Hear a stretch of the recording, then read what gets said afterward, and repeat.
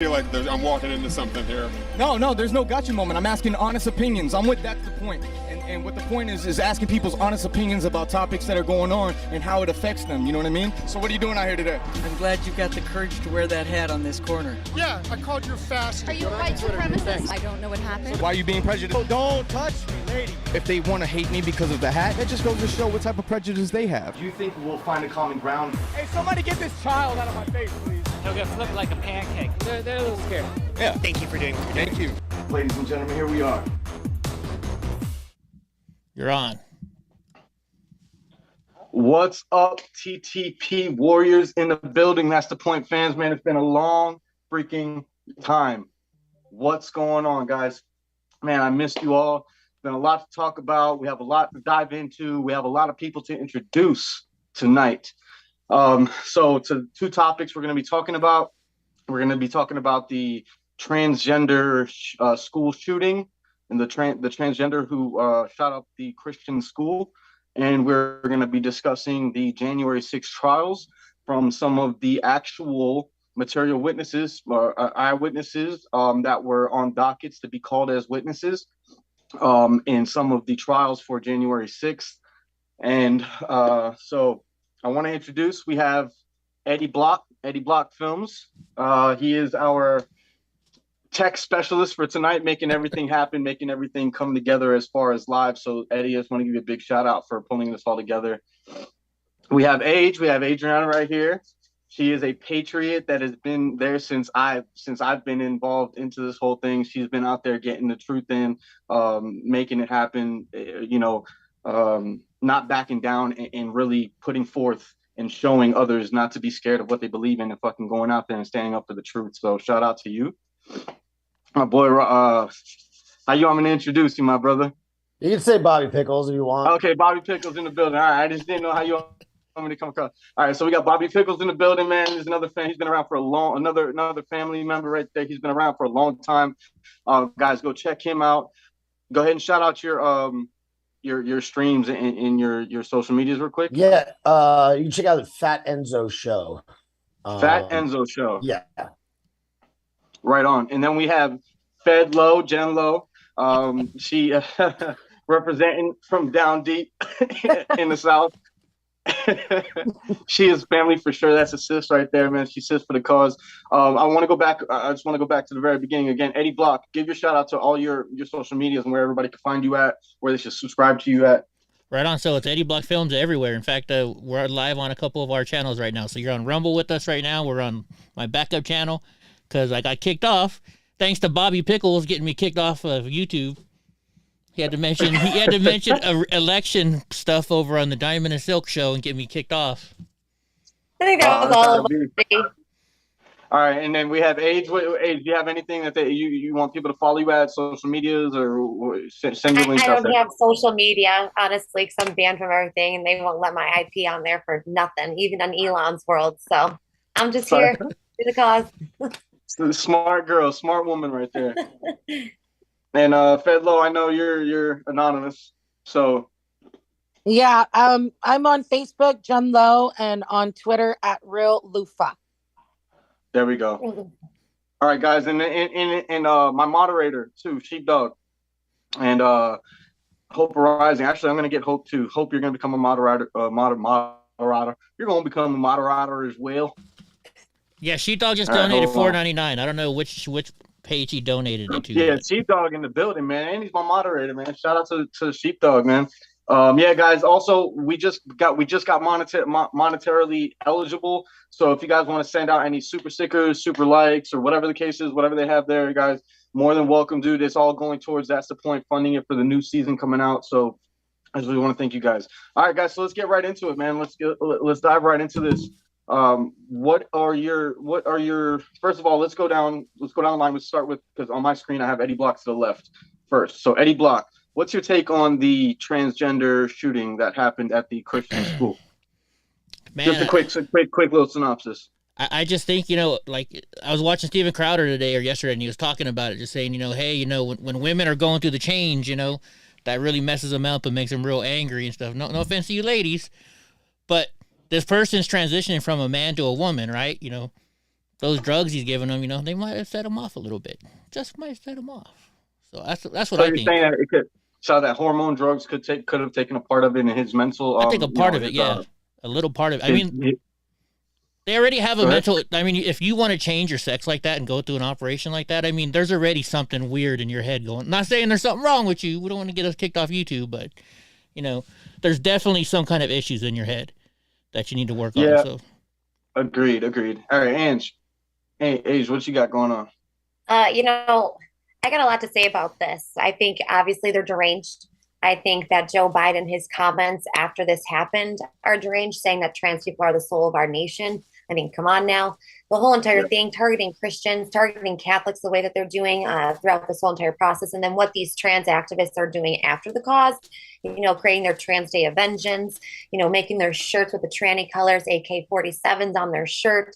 I think we got a real big war. We're going to head up against these people because they're going to start bringing out their big dogs and their big dogs or their big women with dicks or their big, men with boobs coming out now and doing some weird stuff. So we have to be prepared and ready because obviously our government is not our friend and they're standing up for these deranged people who want to just steal, kill, and destroy our lives and destroy these children's lives and anybody who loves Jesus Christ and lifts up the good word. So, as long as we have our armor on and we'll be protected against them, but we need to speak up and we need to make sure that people are hearing the truth behind what's actually going on behind this trans activism.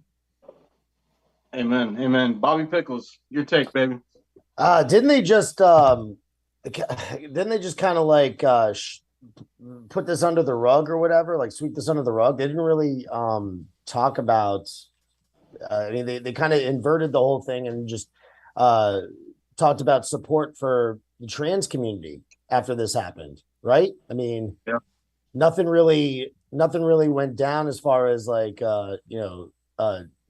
criminalizing or demonizing the shooter or anything like that. It just opened. All I've heard really is just more and more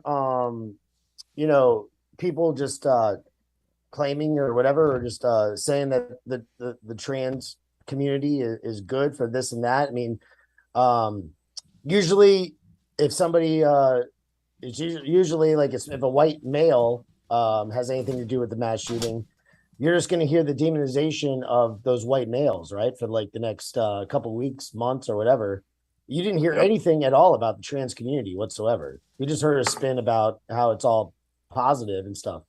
I saw one thing about the shoes. Did you see the thing about the shoes? I mean, it was shared by Stu Peters. So Stu Peters sometimes he shares some stuff that if you look really into it, it's there's something I don't know. It's not on the up and up fully. It's kind of like a conspiracy, straight up. But if you saw the shoes, the New Balance shoes or whatever, in one video it looked like a different style or whatever, and then on one when the shooter's dead, it looks like another style. Have you seen that? No, it was a pair of Van sneakers, and one was a regular pair of Van sneakers, and then when the shooter was dead, it was a pair of Van sneakers with flames on it. I also forgot to mention, remember how after this happened in Tennessee, all the trans activists started storming the Tennessee Capitol? Yeah, an insurrection. A transurrection. Hey, Adrienne, is there any way you can lower your microphone? Ooh. Adriana. Lower my microphone? No, it's an inbuilt microphone. I have an output one. She's good on my end. Oh, it's like too. Sometimes she gets loud and it turns all squeaky. You're doing that on Diamond and Silk too. Oh, sorry. It's all good. No, I'm just trying to help everybody out here. And real quick, while we got everything stopped, Sheepdog donated $4.99 to Brando. Polly Wally, Polly Briggle, PB donated $5, and EFO from Oakland donated $9.99. So there right you go. On, guys. Thank you so much, man. You guys are awesome. Bronx Bomber also with the $9.99 in the building. Thank you very much. Shout out to you guys. And then, all right, Jenny. So what's your take, man?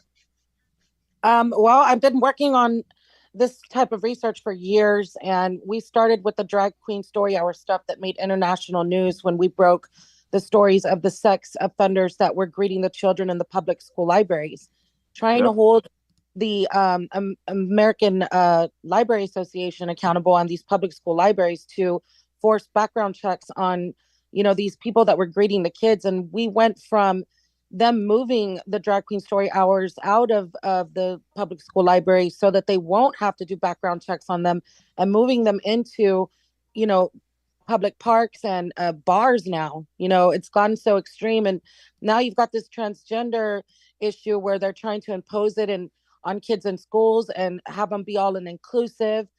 You've got the DEI initiatives, which they're trying to impose on kids. That's the diversity and exclusivity, inclusion, which they're going to be pushing further and further this indoctrination and transgenderism on all of our kids. You know, that's what, you know, our friend Kevin Witt up at the Capitol is fighting for. He's actually on his way to the Capitol. So shouts out to Kev.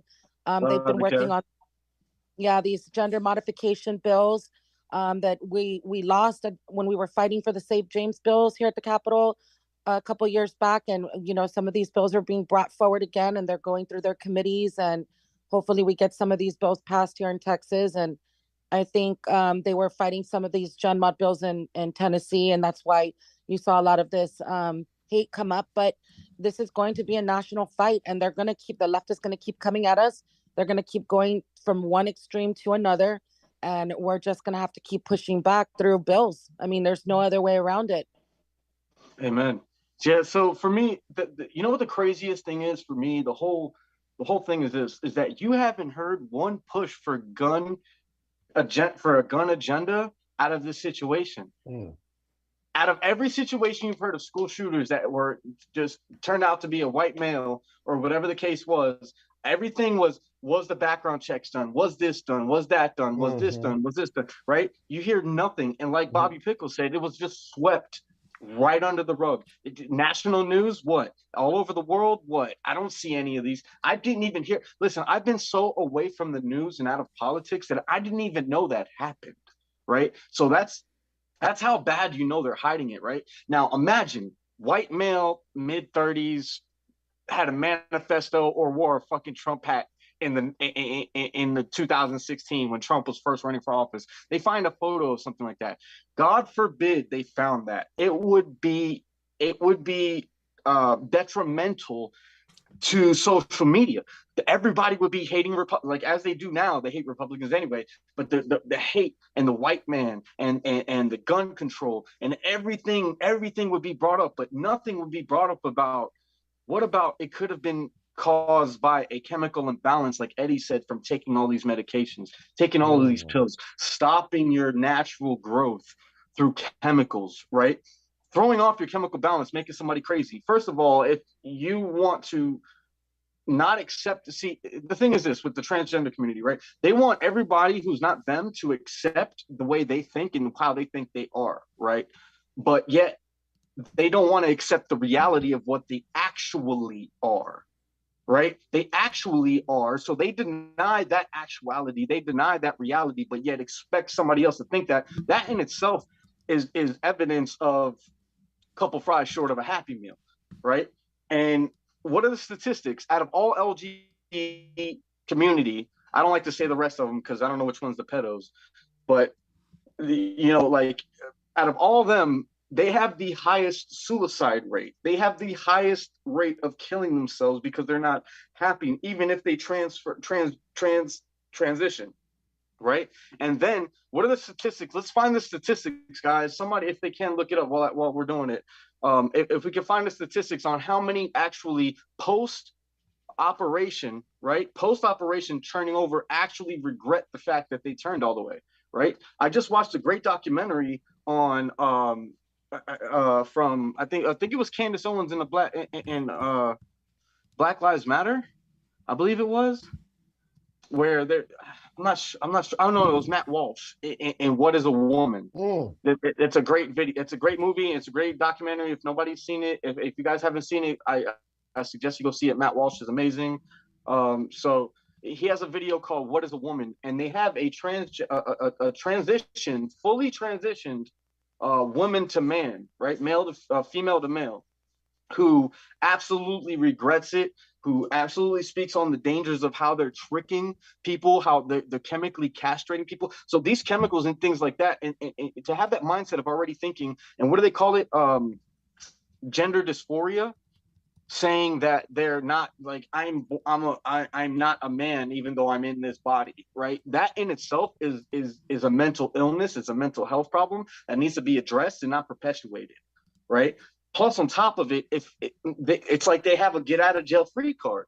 Clearly, in the social media world and in the news and in the media, the mainstream media, they have a get out of jail free card to where you could even shoot up a Christian school and they're not going to make it headline news. But man can get freaking this whole thing done, his whole life destroyed, basically, right? Off of nothing.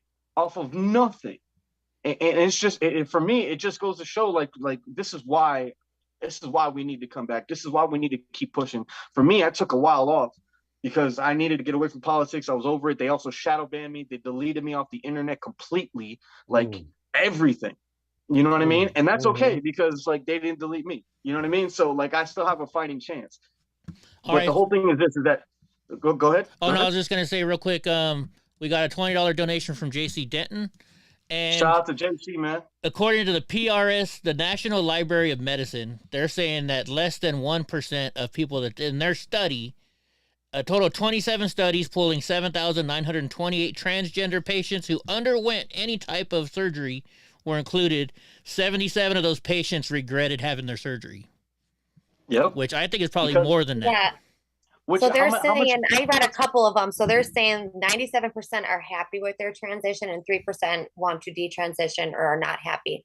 But I don't think they're really giving statistics on that, the right statistics, because there are a lot of people who are trans that are speaking out right now that are in the process of detransitioning and talking about all the hormones and the medication that they're on for the rest of their lives, that if they're off them, that they're going to basically die. And so there's a lot of people speaking out about this that have regretted their decision. So I don't think these statistics are actually right that we're reading here from these medicine companies here. Oh yeah, I don't believe any of that is accurate. If you go out to the actual test of people, right, and it's not just a thing. It's like once they have the transition, they're asking them, right? That's not the thing. It's like, okay, you have to let it set in, give it some time. It's like you have to give it some time period, man, because buyer's remorse is a real thing, right? Say you're buying stuff in the industry, you buy a bunch of shit on Amazon, and you're like, damn, I shouldn't have bought all that. Like, you know what I mean? Or whatever the case is. Buyer's remorse in the sense of transitioning is very real. It's very, very real. I personally had talked with a couple that was transitioned, and it kind of okay. One was a guy that transitioned to a girl, and one was a girl that transitioned to a guy, and then they wanted to be with each other. So wouldn't that make you straight? Like I don't get it. Yeah. You know what I mean? But at the same time, what they did say was that they were not so much coerced, but given so much support to make that decision, right? That they felt like they were like, oh, this is just how it's supposed to be, when it's actually not. They didn't have anybody saying, hey, that's not like reality. Like I could say I'm a unicorn, but you don't see me walking around with 4 freaking hooves in a horn. You know what I mean? Like that doesn't make reality. But for me, this whole thing with the whole school shooter thing is that hatred or hatred is being perpetuated toward like making it seem like it's coming from a Christian point of view, making like it's coming from the conservative side when it's not hatred. We just don't agree with that.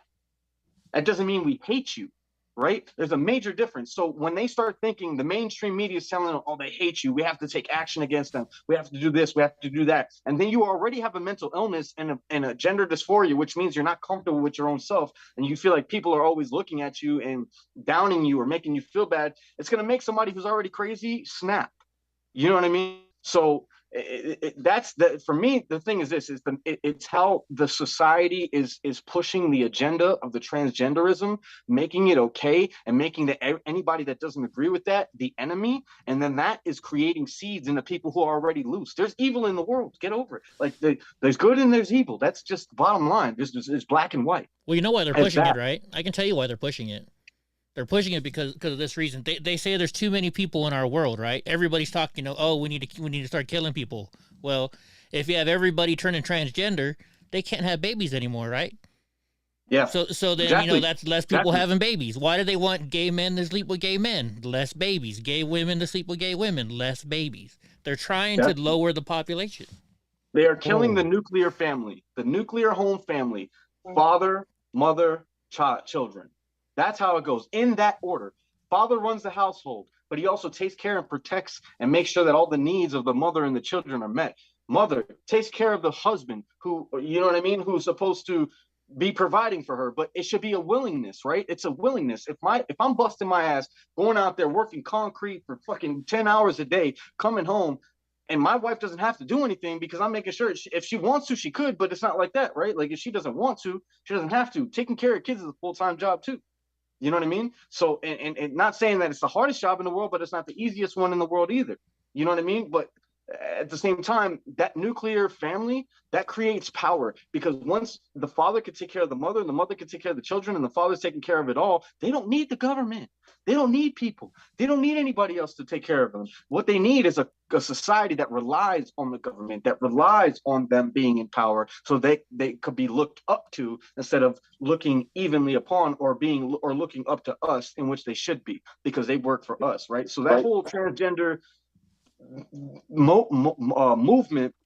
Now, like I said, if you decide and you're 18 years old and you decide you want to do that, do what you do, right? I mean, I'm not saying it's a completely sane decision either, because you're denying science and you're denying reality, which everybody is so for, right? But it's the fact that's actually a good thing to kind of talk about, though, Brandon. Like, what is this science? Good science, or is this science that is completely, like Eddie was saying, is depopulating us?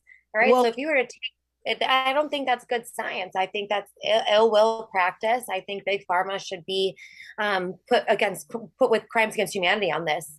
I think every parent that is involving themselves in this and doing this to their children and giving them hormone blockers and all that, they should all be put to the justice system, like the real justice system, though, not this DOJ corrupt justice system that we're all going through, that is agreeing to all of this and making sure that this is what our country and what the world should be looking like. In 50 years, if we had 100 men and women on a deserted island, we'd have a new population. If we put all the transition people on an island in 50 years, we're going to have 100 dead bodies. We're going to have all nothing. It's going to be deserted, just like Eddie was saying. So I don't know if like that type of science is good science. If you ask me, I don't think it's good science at all. And then when I said science, I was meaning as far as denying the fact that if you're born with a set of testicles and a penis, you're a male, or if you're born with uterus and fallopian tubes and eggs and all of that, like, you're a woman. That's science. I guess I did use the wrong word. That's a fact. Yeah. That's just facts. Like, Brandon, one of the things you brought up that I think is really important to mention is Matt Walsh. Matt Walsh pointed out to one of these pediatric doctors that was prescribing these types of medications to transition children. He described one of them as a medication that's used to castrate sex offenders.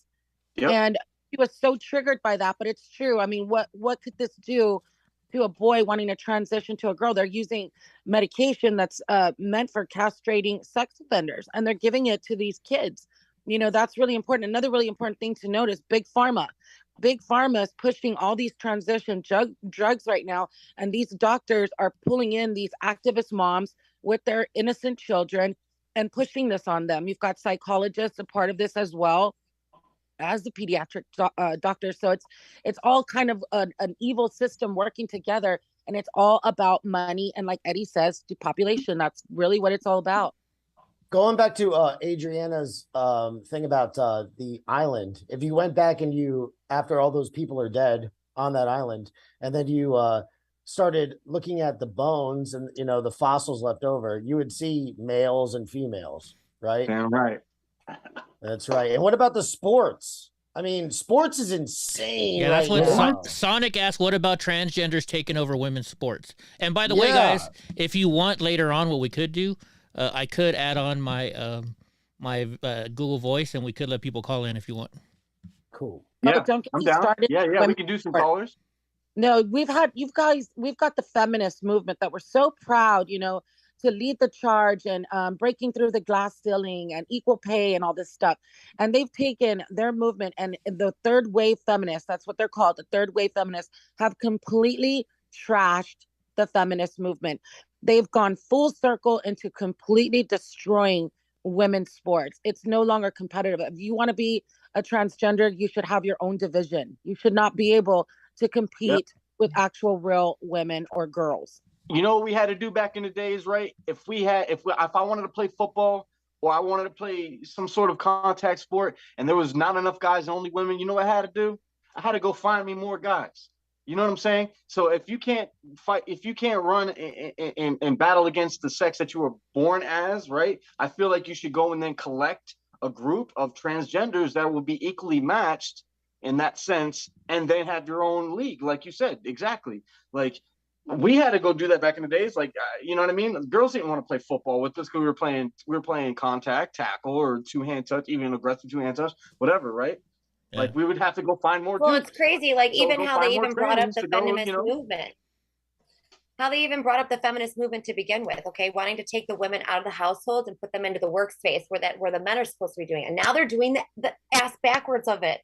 They are literally putting men into all the women's things that they made themselves. It's a conundrum. It really is a conundrum. Well, it's not even that. I feel like they're all of them are what do they call it? A cultural, how they say, if I dress up like a leprechaun, I'm cultural appropriation. Or if I dress up like Shaft, or if I dress up like Navajo the Chief, you know what I'm saying, or whatever, I'm culturally appropriating.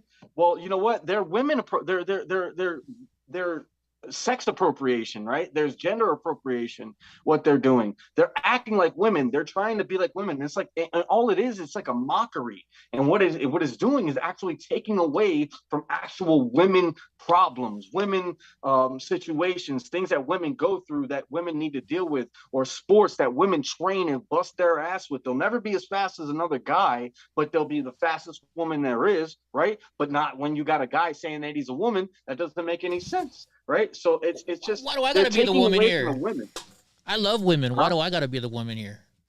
Saying Ed is a woman. How about guys? Dylan Mulvaney.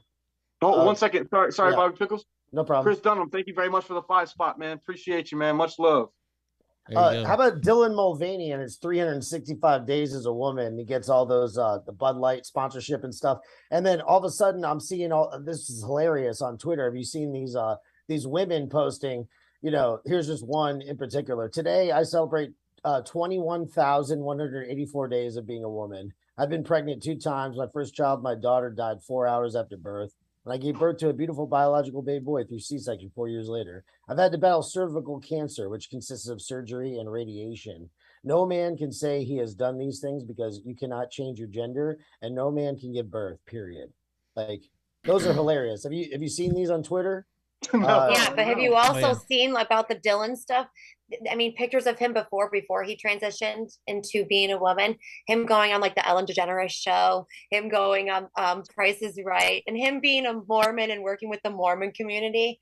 I mean, doesn't it not seem like this is just somebody that's been paid by this DOJ and this administration to be propped up to put all this stuff forward? Tampax, all the companies and stuff that are backing him up. It's gross. It is literally a Broadway show. It is literally a Broadway show put on by masterminds to control the masses and to make you think and normalize that this shit is okay. It's not okay. I don't even think he really believes he's a female. I think he's doing it out of jest. I don't think that he's really even got gender whatever that is. What is that? Body dysphoria, whatever. Dysphoria. Body dysphoria. Yeah. Gender dysphoria, whatever it is. Yeah. So I don't think he even has that, to be honest with you. 1, 2, this whole thing is that Bud Light, bro, this world is ran by Satan. Mm-hmm. There, I said it. It's true. To me. That's what it is. This world is ran by Satan. The only thing that Satan can do against God is try to take his creation and turn it and twist it and spit it in his face with it. That's it. Yeah, I'm not perfect. I'm not here to judge. I'm not judging anybody because I'm nobody to judge. I've been a drug addict. I've been a sex addict. I've been a weirdo. You know what I mean? Like it's not that I'm judging people, but common sense, actuality, morals, values, like accountability, holding accountability and accepting what reality is the only way people are going to change. But when you are so backed and supported by mainstream media, by people who have no idea what they're talking about. People like that are just out there spewing things based off of emotion and not fact, as they always do, right? You're gonna have these people, dude, and they're always gonna forever have these people, and then they're gonna be getting noticed, and they're gonna be getting like, you know, I don't know, dude. The amount of money this dude is getting off of acting like a woman, as opposed to somebody who works concrete, or somebody that's a construction worker trying to provide for his family that got laid off on a pipeline by Biden's bullshit pen signing off on shit. Like, after he said he wouldn't. Like, this money should be going to people that like, and they're just promoting this sickness, dude. It's not, you know, I don't know, dude. It's not normal, but it's just a sickness, my guy, and it's being perpetuated, it's being accepted, it's being normalized, and that's not cool, man. That's not the point. Because at the end of the day, when a 6-year-old tells you he's a fucking giraffe, that does not mean that you're gonna start feeding him giraffe food and putting him outside with the rest of the giraffes. You know what I'm saying? Yep. Like, you don't. What does that mean? You're gonna give kids fucking castrating, like chemically castrating children at a young age, giving them hormone blockers to stop them from physically growing, or certain like that to me, that people don't see in itself is twisted in any sense. Is that's the point? Like, no pun intended. Hey, by the way, Dallas Smith says that he went to high school with Megan Rapinoe. Oh my gosh, I feel sorry for you. And Megan Rapinoe. She's that soccer. You know, Soccer she's a soccer player with the pink hair. Oh, yeah. So she was complaining, saying, "Oh, you know, how come we don't make as much as the men?" Well, because you don't sell enough tickets to make as much as the men. I mean, come on, it's all about money. And then they're like, "Oh, do you need transgender women? Do you need guys who are dressing up like girls to come and get you guys more tickets?" Like, then you're still using the guys, and you're perpetuating the patriarchy.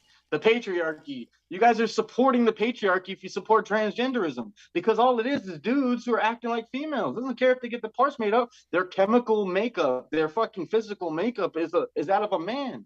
A man does not have hip-bearing fucking hips. Does not have childbearing hips, is what I meant to say. You know what I mean? Like, it just doesn't work like that. So shout out to those feminists who are promoting guys taking over women jobs or women's sports. Shout out to you guys, because you guys are fucking the cream of the crop. They really figured it out. Brandon, you're right about figured it out, my guy. you're right about the Satan runs the world. If you've seen you've seen pictures of Baphomet, he's a transgender. Like, Satan is transgender, you know? And so that's what they push. And the people that get propped up and really make it in this world, a lot of times it's just like these algorithms. I was thinking about like what the feed, you look on YouTube and you get your feed. It's feeding you, right? They're just feeding you this stuff. And like these people that are highly successful, a lot of times I think that it's just all people being propped up. Like, if they really had some social media where there wasn't algorithms either stopping people or helping people, you'd really see the cream rise to the top. You would, but they don't allow that, That's why I see, I don't know if everybody, I don't want to talk too much crap, but Timcast, that show just annoys me, because the guy's an atheist, all right? But I see his feed always popping up. I'm not even subscribed to him. They're just pushing it down your throat. They're recommended, yeah. Yeah, recommended. On Twitter, you get people that are just pushed down your throat. You're not even following them, And then you have other people that are they're posting all the time or whatever, and you got algorithms blocking them and suppressing them, right? So it's like, why? Like our why channels. Why are certain people successful? Why are certain people not successful? Is because they might be like 90% on point, but that 10% is just enough to misguide them enough where they're like, yeah, let that person be successful because it's misguiding the masses somehow. It's the big con. Well, hey, Brandon, Jen just told me she can invite somebody to the Zoom link. They're driving, but they can still join. But they actually, their parents were pushing them as a kid to become transgender, and they didn't want it. The person's still gay, right? He's still gay, I believe, Jen? But, no, Kevin is fully found Christ. And Kevin. Yeah. Oh, yeah, Kevin. Yeah, let me see if I can send him a link and we can bring him in and he can let you all know what's going on at the Capitol with some of these Gen Mod bills. All right, I'm gonna go refill this real quick. I'll be right back. There you go. Guys, keep it going. Keep it going. Live stream. Thank you guys for tuning in the chat, man. Thank you guys for for commenting. Thank you guys for the donations. Thank you guys for everything that you do, because you know what? We're being shadow banned. That's the point. Was wiped off the internet completely. I'm talking about everything from Facebook, Instagram, PayPal, Venmo, YouTube, fucking whatever you could think of, I was off. My own personal website, that's the point where Brandon.com was taken out because I was going through a third party through Wix, and they took me out. But it's okay because they didn't take me out, right? So we're gonna keep Brandon, same thing. You know what I mean? And Age too, man. Age, man, they wiped her off the internet. Jen Lowe, they wiped her off the internet. Age is fucking kicking ass out there. Let me tell you guys. I know she doesn't have anything up right now, and she's trying to like lay low and all that, but we're gonna get you back up there because you're a fucking powerful piece in that chessboard. So let me let's go ahead and bring Kevin on real quick, and I'm going to you guys go ahead and take over the stream real quick. Give me 2 seconds. I'm gonna go fill up my cup real quick. Right on. Who This wants to is talk? what happens to everybody. I mean, this is what happens to everybody. Everybody is kicked off. This happened to me too. I was completely wiped off. And then, you know, what I had to do is my name really isn't even Bobby Pickles anymore. My name's Robert Vincent Piccirillo. I'm going by my real name. Well, actually, Piccirillo, because I'm doing the Italian. Are you pitching a tent? Trying to get fully away from the Pickles moniker. Okay, and I'm the guy formerly known as Bobby Pickles. But you can't even transition your name like that. Like, that's the funny thing. If we try to transition out of being, you know, right-wing extremists like we are, right? We won't even be allowed to do that. Like, you're not allowed to detransition from being right-wing. By the way, speaking of that real quick, me and Bobby Pickles, we were on 4 hours at the Capitol. The next day, I get a message from Facebook. They deleted my whole entire Facebook. They said, oh, you're a racist white supremacist, so we kicked you off of Facebook. I tried to log back on under a different ID, you know, different emails. Wouldn't let me back on ever. Just because I'm a Proud Boy. They said, oh, you're a Proud Boy. You're a racist white supremacist. If I go on Facebook and start a new Facebook profile, as soon as I upload a picture, it gets deleted. Let's just put this fucking up there right there. You still got yours? You still got yours? Yeah, I still got mine. I'm not gonna tattoo over that or anything. I'll let that ride. I earned it. But I'm not a part of that anymore. And they, like I said, they won't let you transition out of certain things. It's so hypocritical. The left is absolutely hypocritical. It's crazy. They are. You know? So speaking about you know what they're doing now with the women and the men stuff. Remember when women they say, oh, we want to be more equal to men. We want to be equal. So then all of a sudden you say, okay, it's your turn to pay for dinner. Well, whoa, I don't want to pay for dinner. What do you mean? You know, you're the man. You're supposed to pay for dinner. I'm like, well, because I was dating a liberal. I'm like, you're the one that said you wanted to be equal. Well, I don't want to be equal like that. I'm like, well, you can't have it only halfway. You want to be equal. No, that's a good point. Go all the way. That's a good point. Like, I've gotten in trouble Chivalry lately. is dead, though. Chivalry is dead. They don't want that. They don't want the men opening the doors for the women. They don't want men. In Austin, I opened the door for a woman, and she got mad at me. She's like, "Don't hold the door open for me." How did you ask me if I wanted the door held open? I was like, I'm a guy. You're a woman. That's what we do. Yeah. Not anymore. Not anymore. It's a waste. But the transgender thing is insane. I just like every time I see woman of the year, you know, it's like woman of the year is a man. Caitlyn Jenner. Wasn't it Caitlyn Jenner? Yeah. It's oh my crazy. goodness. But you never see it the other way. See, you see all the men, right? The trans women competing in the sports and winning all the medals, but you never see it the other way, do you? There are a few athletes that do go the other way, but they don't win like the men who would become women. Right. It'll just be the same thing in the women's now. They're just getting knocked the fuck out. It's sorry to say it like that, but they're just getting KO'd. I want to see a trans man get in there and whoop some ass, right? That'd be a male awesome. to female or female to male? A female to male. Yeah, and start beating ass. Yeah. We don't even pay to want see that. that. We don't I want would pay to that. see that. Then that means that the hormones are working, and the hormones are making these women that are hold on. transitioning to men beefy and taking over the alpha status. No, we don't want that. I guess You. Yeah. Jen Well, left they us. could never take over. Listen, if you're not born alpha, baby girl, you'll never be. You know what I'm saying? I know, but You- we don't want it's- any tranny fucking woman going into a man's league and kicking ass. Then that, what are we fighting a But soy I'm boy? not gonna lie though. I'm not gonna lie. I would probably pay to see that. Hey, Brandon, I got somebody asking where can I see the podcast? All right, check it out on That's the Point with Brandon on YouTube. That's the Point with Brandon on YouTube, or you could find him on Eddie Block Films on Rumble, Eddie Block Films on Facebook. For That's the Point, you can check it out though. That's the Point with Brandon on YouTube. Cool. Thank you. Give me 1 second. I'll be right back. No worries. So Adriana, Dallas said, "I'll open up the door for you any day." I don't think he said it like that, but he's like chivalry ain't dead with me, boo. He's like, I'll open the door for you any day.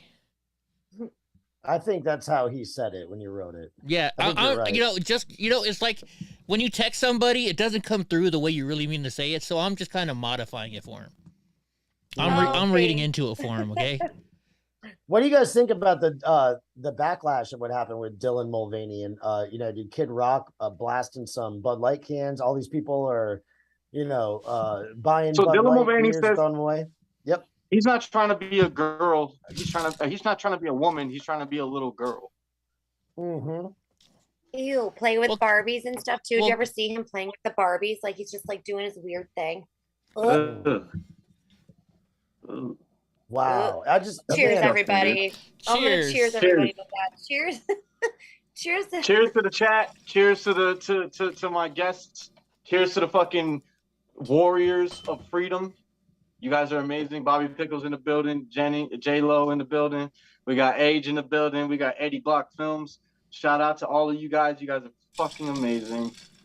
Heck yeah. Just want to clarify, I'm drinking a Budweiser, but the Budweiser is like heavy Budweiser is different marketing than Bud Light's marketing, you guys. Well, we're not tying those in. We're not tying those in yet. Let's just say they did this. fire the whole entire marketing team. If you already paid for the beer, if you already paid for it, drink it. Don't throw it away. I mean, that's just stupid. Yeah, but don't go buy more. I would not. You know? Hey, so I'm never drinking Bud Light again. Age.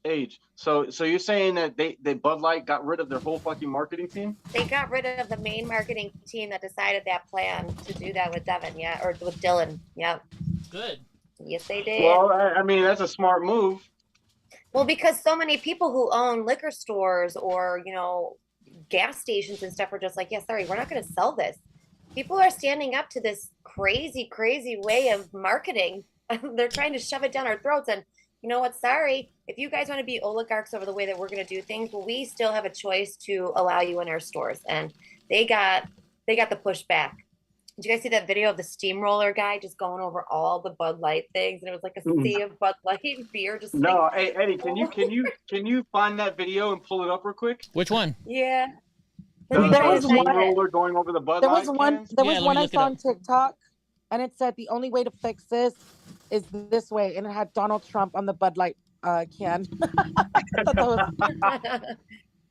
Oh my God. And then there are some videos of the guys drinking Bud Light and all of a sudden just turning into a woman with a filter. It's like, I don't know what's really wrong with this. And then boom, he's like, oh, well, I guess there's something really wrong with this.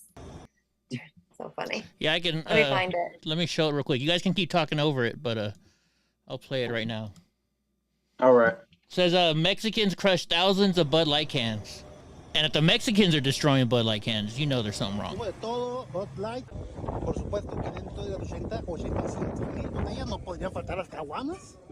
Look, they're full still. Are you playing it on are you playing it? Yeah, I'm playing it to the stream.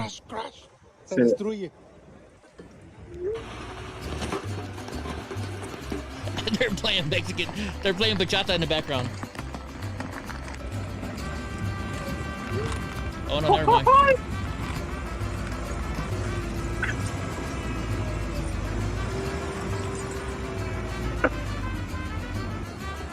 You want to know why they're playing that music? All I can say is this, real quick. I stopped it. This guy's wearing a mask while destroying Bud Light out in the open. I just gotta point that out.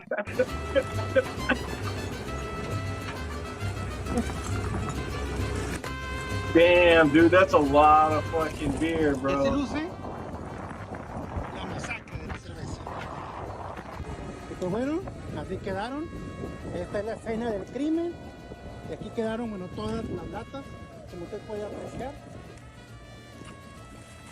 Esto fue. That's a lot of money they just destroyed. Llegó aquí Wally. Now they're running over it with the skid steer. What music is this, Jen? It's the music they play when they have their podcast.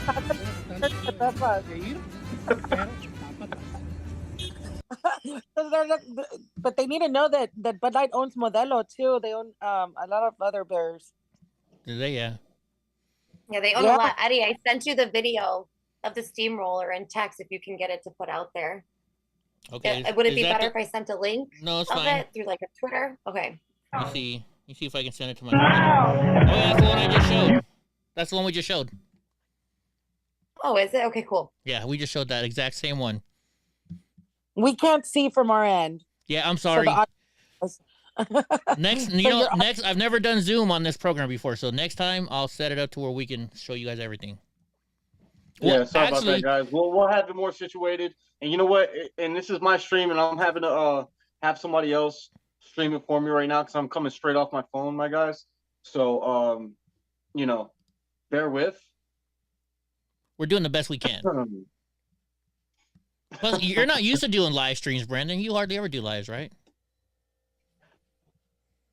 Huh? You do more. You don't do lives that often. I didn't used to. I didn't used to, but you know, I think now we're returning to because, dude, anywhere I go, bro, it's an issue. It doesn't matter where. I think I've taken enough time off to not get recognized right away, at least. Me too. So- Me too, Brandon. Me too. Yeah, we got a tag team. Well, I mean, I nobody can get knows you recognized up there in by the Alaska. stupid government, but by some like Antifa and stuff. I mean, they'll always know who we are. But That's I very think true. next time, now that we're coming back, it's kind of like after this Resurrection Day, coming back, we're doing it. Doing it. Let's go. Yeah. So, Oh Anu yeah. No, Cherokee. let's talk about that. Anu Let's Cherokee talk about wants that to real ask you quick. something real quick. They're asking you. That's the point, guy. How do you like it when people chant "Let's go, Brandon"? Oh, I love it. I mean, honestly, that happened at the time of where I was just shying away from politics.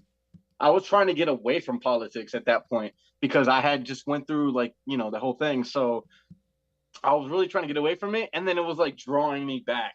It was like, let's go, Brandon. Let's go, Brandon. And then I was like, damn, dude, this would be a perfect fucking time for me to make a, like, you know, a thing. But dude, I was so discouraged. I'm not gonna lie. I was fucking discouraged after the safest election in history. I was I really was felt like everything that I did and I was doing to get people the truth, to show them the facts, putting my life on the line, defending the innocent. I'd do that regardless, whether I had a channel or not. And that's why I think my channel did so good. Not only that, but one, because when I did start my channel, I got tired of watching people get picked on and bullied and beat up because of wearing MAGA hats and getting milkshakes thrown at them. So I really got tired of that. And I wanted to test the theory of saying that they're only doing that to people who are not going to stand up for themselves or look weaker than they are, right? So I originally went out there to let people know, hey, these people are only doing this to people that feel like they're going to back down. Like any like a hyena to a lion. Hyena only attacks when the lion's back is turned, right? He doesn't always ever attack them head on, face to face, never. So I wanted to expose that. I wanted to give people encouragement, right? That was the whole thing of why I started it, right? But then I felt like I was putting my life on the line and traveling everywhere, you know, being a front liner, bro. And I stopped recording for a minute because I just wanted to be out there to protect the innocent and do the right thing and stand up against those who the police, the fucking feds, the government, everybody was not speaking out against, and they were creating hatred, chaos, evil, hurting people. Like, and so it kind of drew me into being more of a guardian as far as an exposing journalist, right? Exposing the fact. And then that kind of like drew me off. And then when that happened with the election, we're not going to go too much into that because we want this live stream not to get banned right away. But, in my book, there is no 46 right now. You know what I mean? Or 40 or whatever. 46. There is no 46 at this time for me. However, I felt like I was going out there to trying to change people's minds, to change their votes for no reason. You know what I mean? Because no matter what I did or who I did it to or whatever it was, if it showed you the truth and you voted for a different thing anyway, that could have changed the tide of the election. But if it's already precursored and meditated already, and it clearly was shown this election that how much it is, that it doesn't matter who we vote for, it's who they want in the office is going to be there at the end of the day. That really discouraged me and took me away from that, right? But at the end of the day, that's just letting them win. And at first I didn't care, right? But like I care. I care too much to act like I don't. You know what I mean? I care about people having the right knowledge. I care about people being encouraged to stand up for their belief, to stand up for their morals, to stand up for their values, to not cower in the face of adversity when it's one versus a fucking suicide crowd. I've faced them by myself multiple times, as people know why my channel was because I was so authentic with it, because I am genuinely giving a damn about them, about those who are silenced by the social media, who are silenced by mainstream media, who are silenced by big tech, who are silenced by the government, who are silenced by the left and the right. Right? The whole thing for That's the Point was to give everybody a voice. Whether we agree it or not, didn't matter. I should still be able to buy you a beer at the end of the day and believe completely opposite things. Mm-hmm. That's the point. That's why I call it That's the Point, because that is the point. Is to bring people together. There is no bipartisanship anymore. There is no such thing as bipartisan. Exactly. They want to make us complete enemies with each other, and they've done a really good job doing it.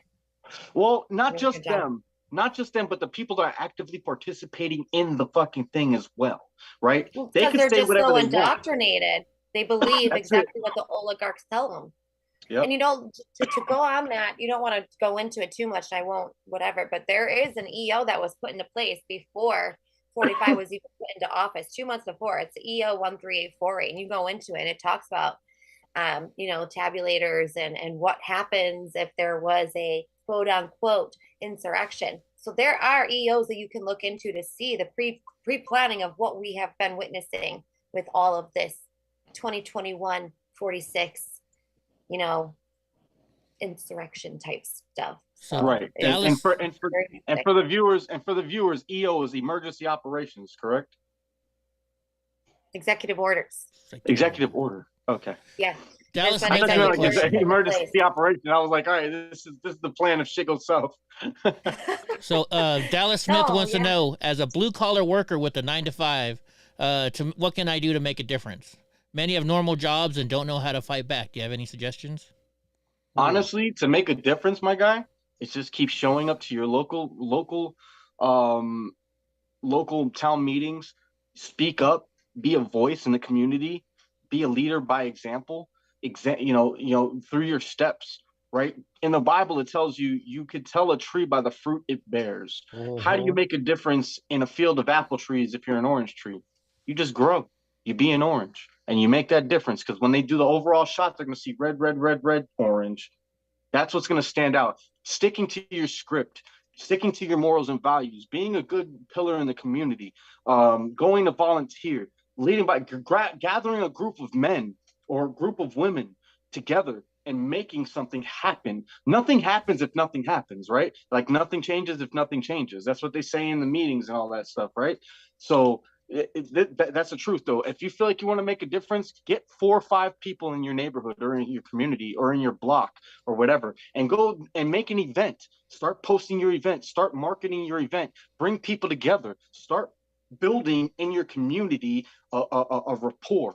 That's how you can make a difference. A blue collar worker, especially. I know whether you're with the union or if you're privately contracted or you have your own company or whatever the case is. Like you get the change starts with one person, but it takes more than one, right? Change can start with one, but it takes more than one to change. So that means you have to get like-minded. Go ahead, brother. What you say is very dangerous because the government is like totally scared of groups. You know, politics is all about groups, right?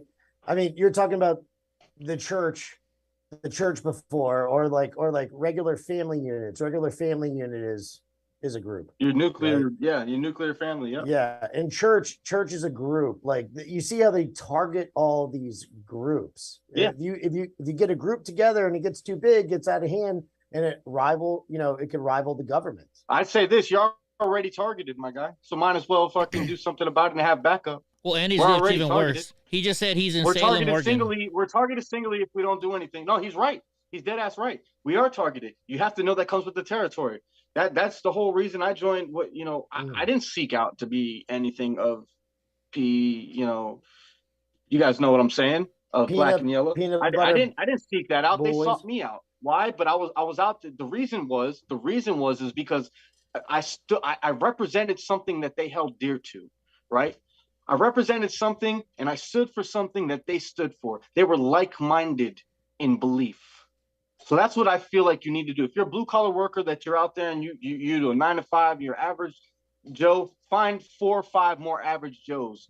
And then you make something happen. Then what happens? You guys become a fucking superhero squad. And then you start creating events. Whether it's you want to work with kids, let's have an event for kids. Let's teach them something about something safety. Let's do this or that or whatever. And get involved in the community. Get your community involved. Become a leader in your community and be a pillar of a leader of leading by example. A pillar for your community that they can look up to. That's how you do it. Get involved in events. Look up your social events. Go out there. Try to create events, right? And if you don't have it, I'm sure that 4 or 5 guys, I encourage everybody to find guys and girls, find 4 or 5 like-minded people, get a group together, start a group on Facebook, and then create events, and then start posting your events for other people to come. Right. Maybe you'll get one in a month. Maybe you have 3 events and you get one person that shows up to all those events. Doesn't fucking matter. Your group just grew by one, and one person is powerful. Right. So that's how you can make a difference. Start changing things at home, then start changing things at work, start changing things at school, start changing things wherever you go. Dude, run for local government. Run for local government. That's where you make a difference. Run for dude. There is literally I get a text still to this day from California from a guy saying, "Hey, run." It's called Run for Something or something like that, where they could put you on a list. You know how many counties and cities and towns that are throughout America that nobody ever runs for? That all one person needs to do is just put their name on the ballot and they'll get it by default. And then you have foothold to get into the bigger meetings, to go where the big heads are for the bigger cities. Like you could have your voice heard. Go look into that. That's also another thing. It's called Run for Something, or I think like that. I think it's called Run for Something or something like that, of that nature. Look it up. How to run for office, local office. That's how you could change things. Like seriously, if you're really trying to do that. Local is the best way to do it. You have to start local. I mean, when I started doing activism and I started campaigning and I started having events, I mean, I wasn't banned yet. It's hard if you are banned and you have a conservative mind and you're out there. You know, Dallas, whoever was asking, right? I think it was Dallas. If you're banned on Facebook and stuff, it'll be hard for you to do that. But I mean, you know us, you know me, so we can get together and we can start planning a campaign. I think it's time to do that. I think it's time to get a campaign. Yeah. We have a lot of people standing up in their local areas with bullhorns, with signs. It's time to do that again. Don't go to Run for Something. Scared with everything that's been going on. Oh, false flag this, false flag that. Hang on, Eddie. People are scared. We can't be scared anymore. We have to stand up, or we're going to lose our inch to keep going. And with God on our side, who can stop us? Seriously, you have to be really willing to die for the cause. You have to be willing. You have to be willing to put your family on the line. You stand out there. Be the target. Be the target. Don't go to Run for Something, though. Run for Something, it says recruiting and supporting young progressives. So we don't want to go to Run for Something. Yeah. Well, go Run for Something. Okay, just lie. I don't know if it's right. No, they have for the Republican side too, dude. Do they? They text me. Trust me. I know. They ain't gonna confuse me as a liberal or a Democrat or a progressive. Not a man, no. You know what I mean? Yeah. That's just not gonna happen. I mean, ask Jenny, how did you get into your activism and how you got started? I mean, it's a tough thing to do when you host these campaigns and you get knocked down and you lose your livelihood, basically. So That's Jenny, why fucking don't you tell us? Age, perfect. Okay, let's do that. Let's go around the room. I love that. Yeah. That's great. That's awesome. Fuck yeah. So Jenny, we're gonna start with you. Then Age, we're gonna go to you. Then Bobby Pickles, and then Eddie Block, and I'll go last. And we're gonna go around real quick and give us how did you get involved in politics? How did you get into activism? Real quick, you know what I mean? So let the people know. So just in case like they're wondering like that question, you know, how can we get involved? Well, let's give them our origins and then let them, you know, figure it out from there. Well, I mean, I started campaigning for Ben Carson just as a volunteer.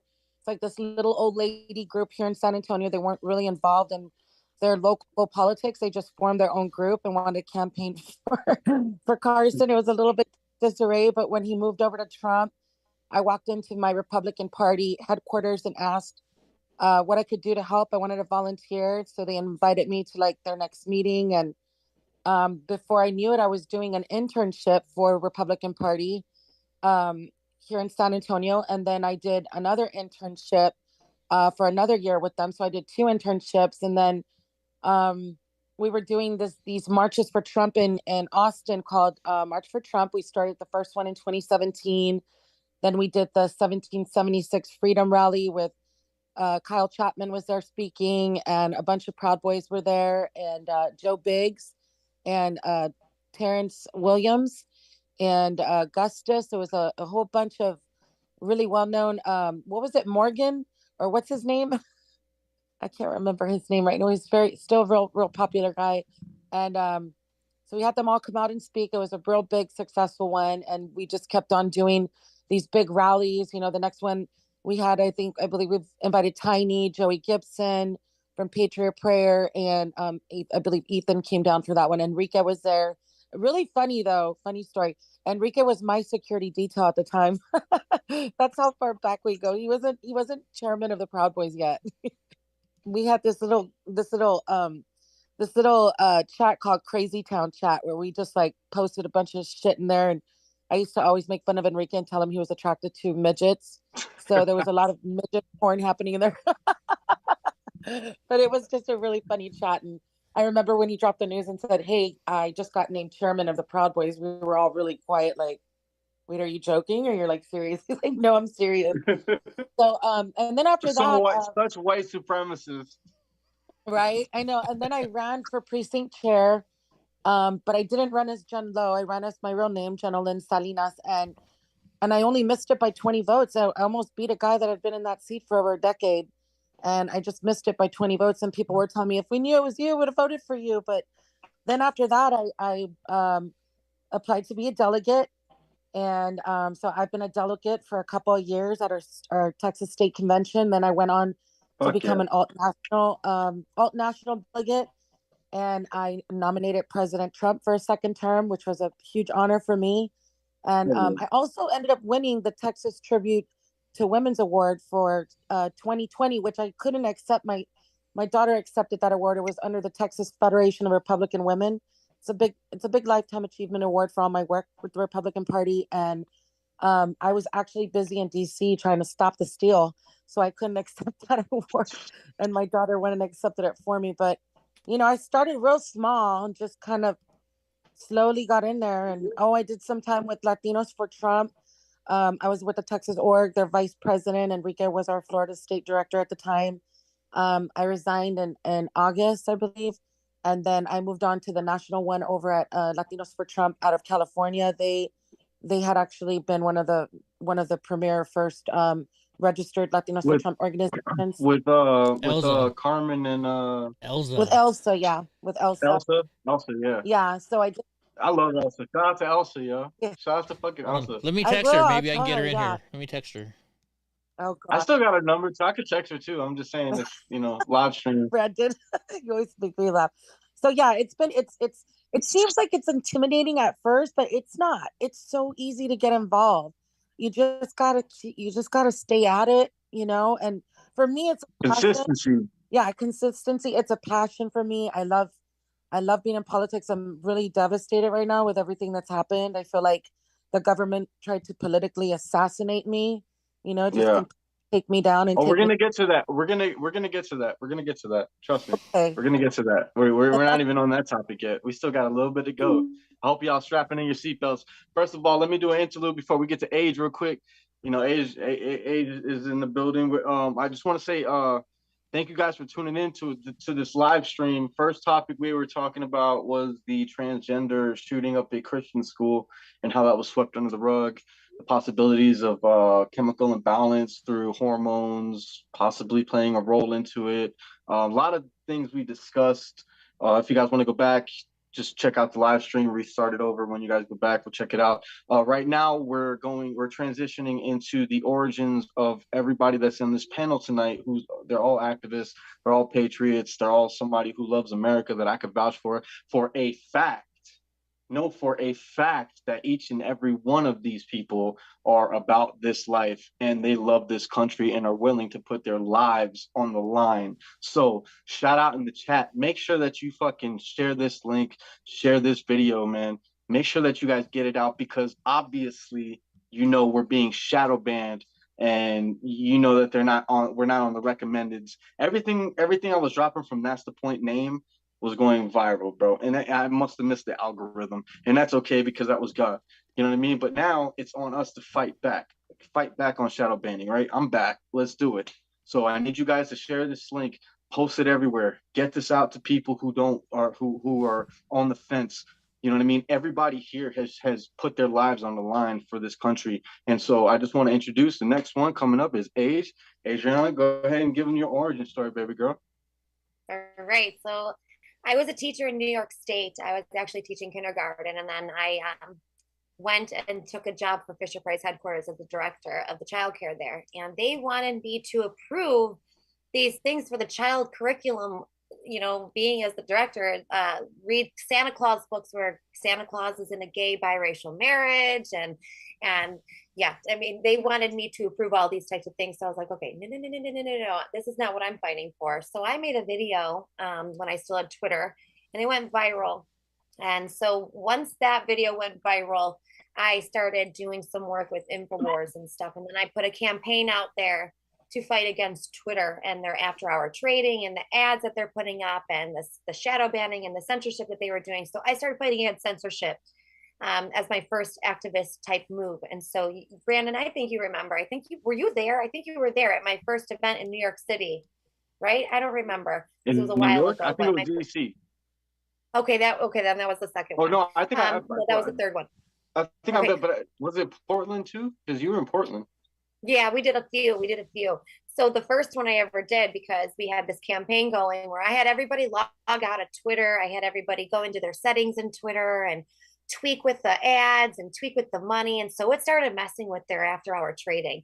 And so Twitter was able to put their stock stuff up at the end of the day every day.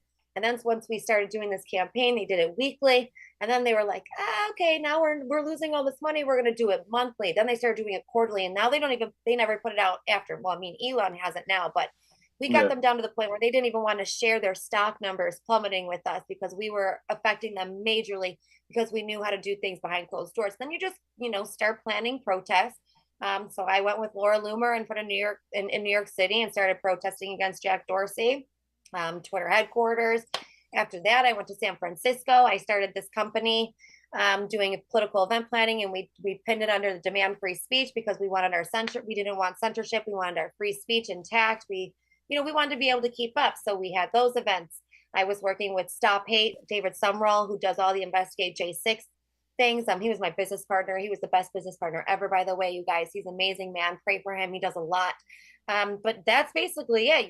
You find a niche, you use your voice, and you put all you've got behind you. And God if he's on your side, he will push you up.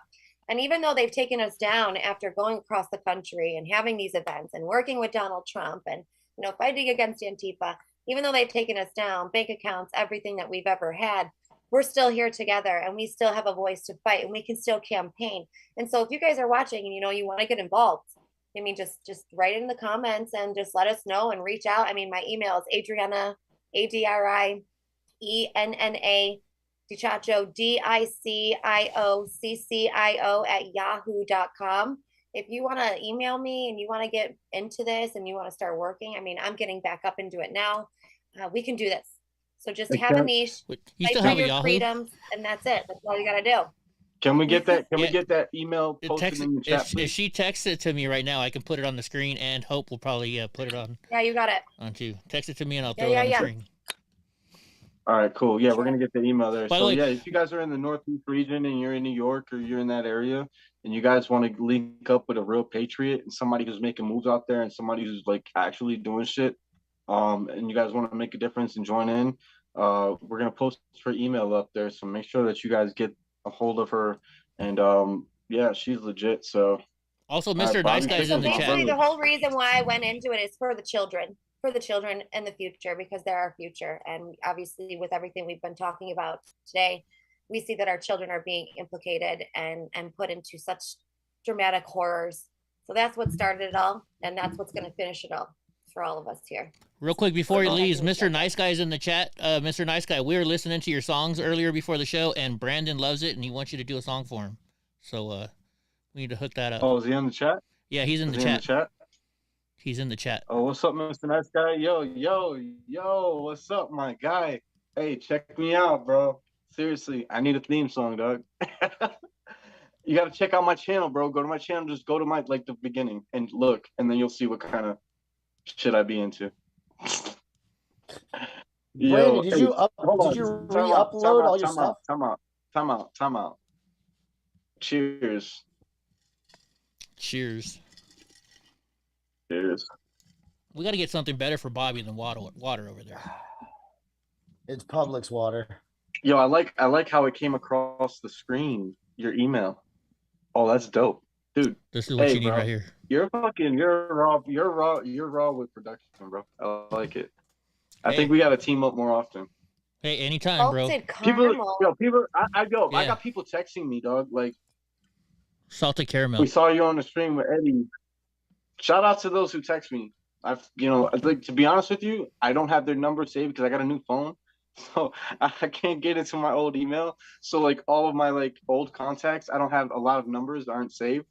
So people are texting me and I don't even know who they are. So when I ask them, I'm like, yo, who is this? They like get like butthurt, but I don't mean it like that. You know what I'm saying? Like, I don't mean it like that. I'm just saying, like, I don't have anybody's number. I didn't even save my grandmama number, bro. I just know it It's anyway. so but- funny because I saw a meme today of a video of this Bud Light stuff, and it was they were putting stickers on the boxes in the store. It's like for rectal use only. Jen, that video you sent me the other day, she sent me this video, and this guy's taking a drink of a Bud Light, and he's like, what's all the big deal about? Next thing you know, he's a girl. What? For rectal use only. Oh You my gotta goodness. send me that. Was that a video? Yeah, there's a you got to send him that video, Adrienne. The one you sent me, this private one. Hey, Hope. Hey, Okay. Hope got jokes. Hope got jokes. I like Hope. She cool as fuck. She like, new phone. Who this? I'm telling you, she's gonna be your main mod.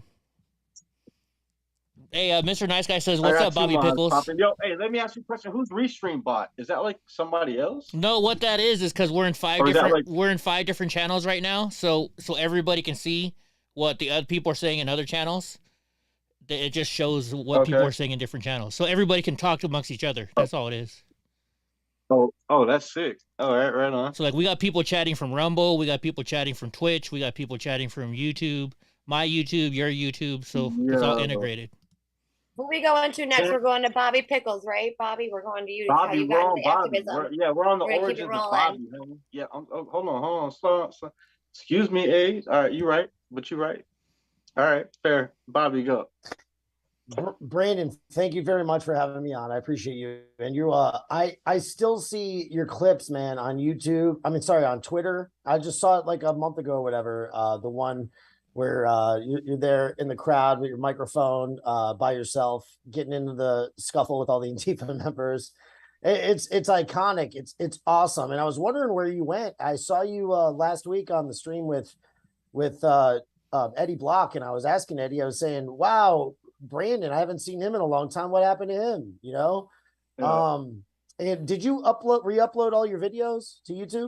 So I was going to, but I had a lot of shit happen at one time.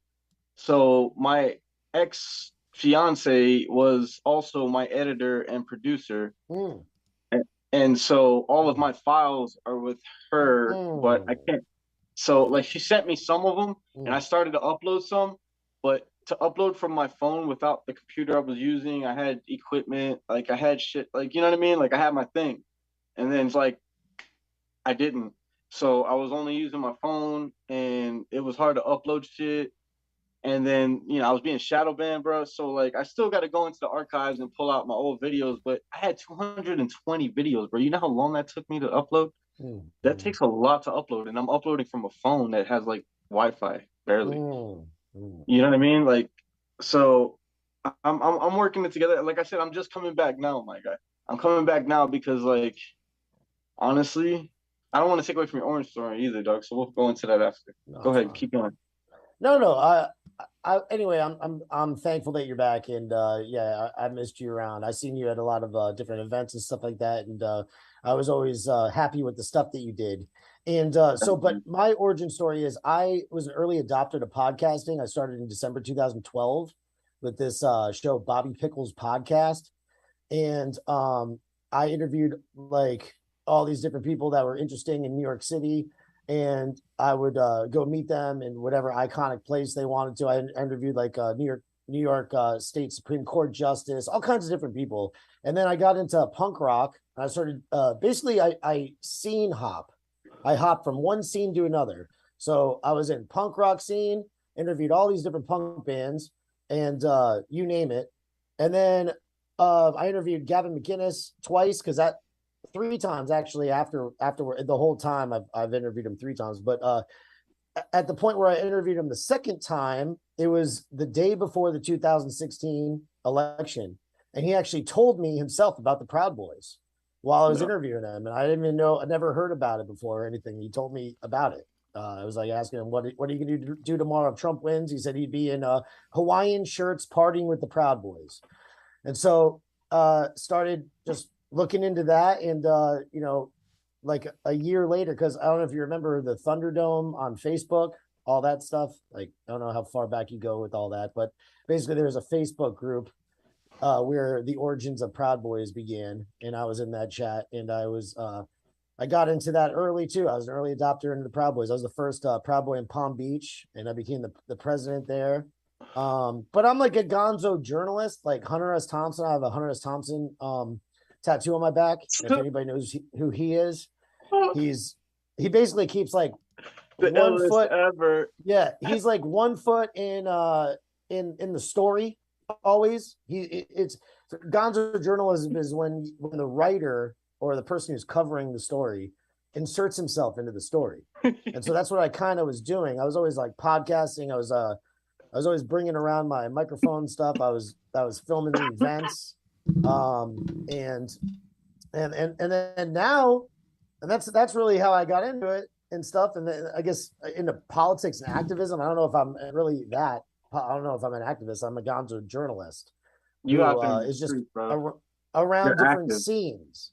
I went from the punk rock scene to politics scene to the magazine, and now I'm in the Catholic scene.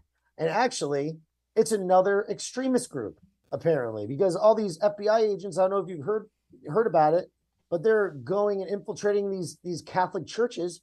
And this is crazy. I just got into it myself. A whole bunch of stuff happened to me in my life. A bunch of people died. And, you know, rather than going into a serious depression, what dragged me out of all that stuff, that darkness, was just going to church. And I would go to mass like every day. And I go to mass daily, basically. And I found another subculture that's going on right now. If you like look into the traditional Latin masses and stuff and all these different things, you'll find you'll find yourself at home with plenty of right-wing extremists right there in the Catholic Church. It's Bro, crazy. it's not even, Bobby, listen, your it's shirt not though. even What's just, your shirt? Your shirt with Jesus is the first. Jesus Christ is the first transfigure, because the transfiguration, I don't know if you remember the transfiguration where he transfigured himself on the mountain, and then Elijah and Moses and then him were there to show that he's God. Anyway, that's Well, one you of the should also shirts. tell everybody that you're the guy behind all the Roger Stone did nothing wrong shirts and everything like that. So, Oh you know, yeah, you're there's the a lot guy. of stuff I could say or whatever, but the whole part of being a Christian stuff is to be humble and kill your ego. So I don't like talking about myself really, you know what I'm saying? But I've been doing a lot of stuff for a long time. dude, hey, that's fucking, excuse my language, Lord, forgive me. Listen, that's what's up. I didn't even know about that. And listen, low key, I gotta holler at you after this because I want parts. I'll make you some merch. I want to know. I want to take parts. I want to come with. I want to partake in this process. All Very right. much so. Sounds Because good. I've known that. So hold on. Let's not. Let me digress there. Bobby Pickles, ladies and gentlemen. Where can they find you again, too? You go to fatenzo.com. Fat Enzo, FATENZO.com. Correct. Yes. Right on. All right. So next up, hard hitting, speeding ticket catching, car smashing, because he forgot his scooters on the back of his truck. Hey. Eddie Block. Don't be talking about what we do in our private Block. lives. That's something you and I did Scoot together. Nation. Jeez Louise. Scoot Nation all the way. You know. Listen, bro. I had to make you wear that one, bro. You're lucky I didn't make you sit on my lap fucked and up. ride on my scooter like I do everybody else. Adrienne sat on my. Did you sit on my scooter? Promises. Anyways. Promises. What's up, man?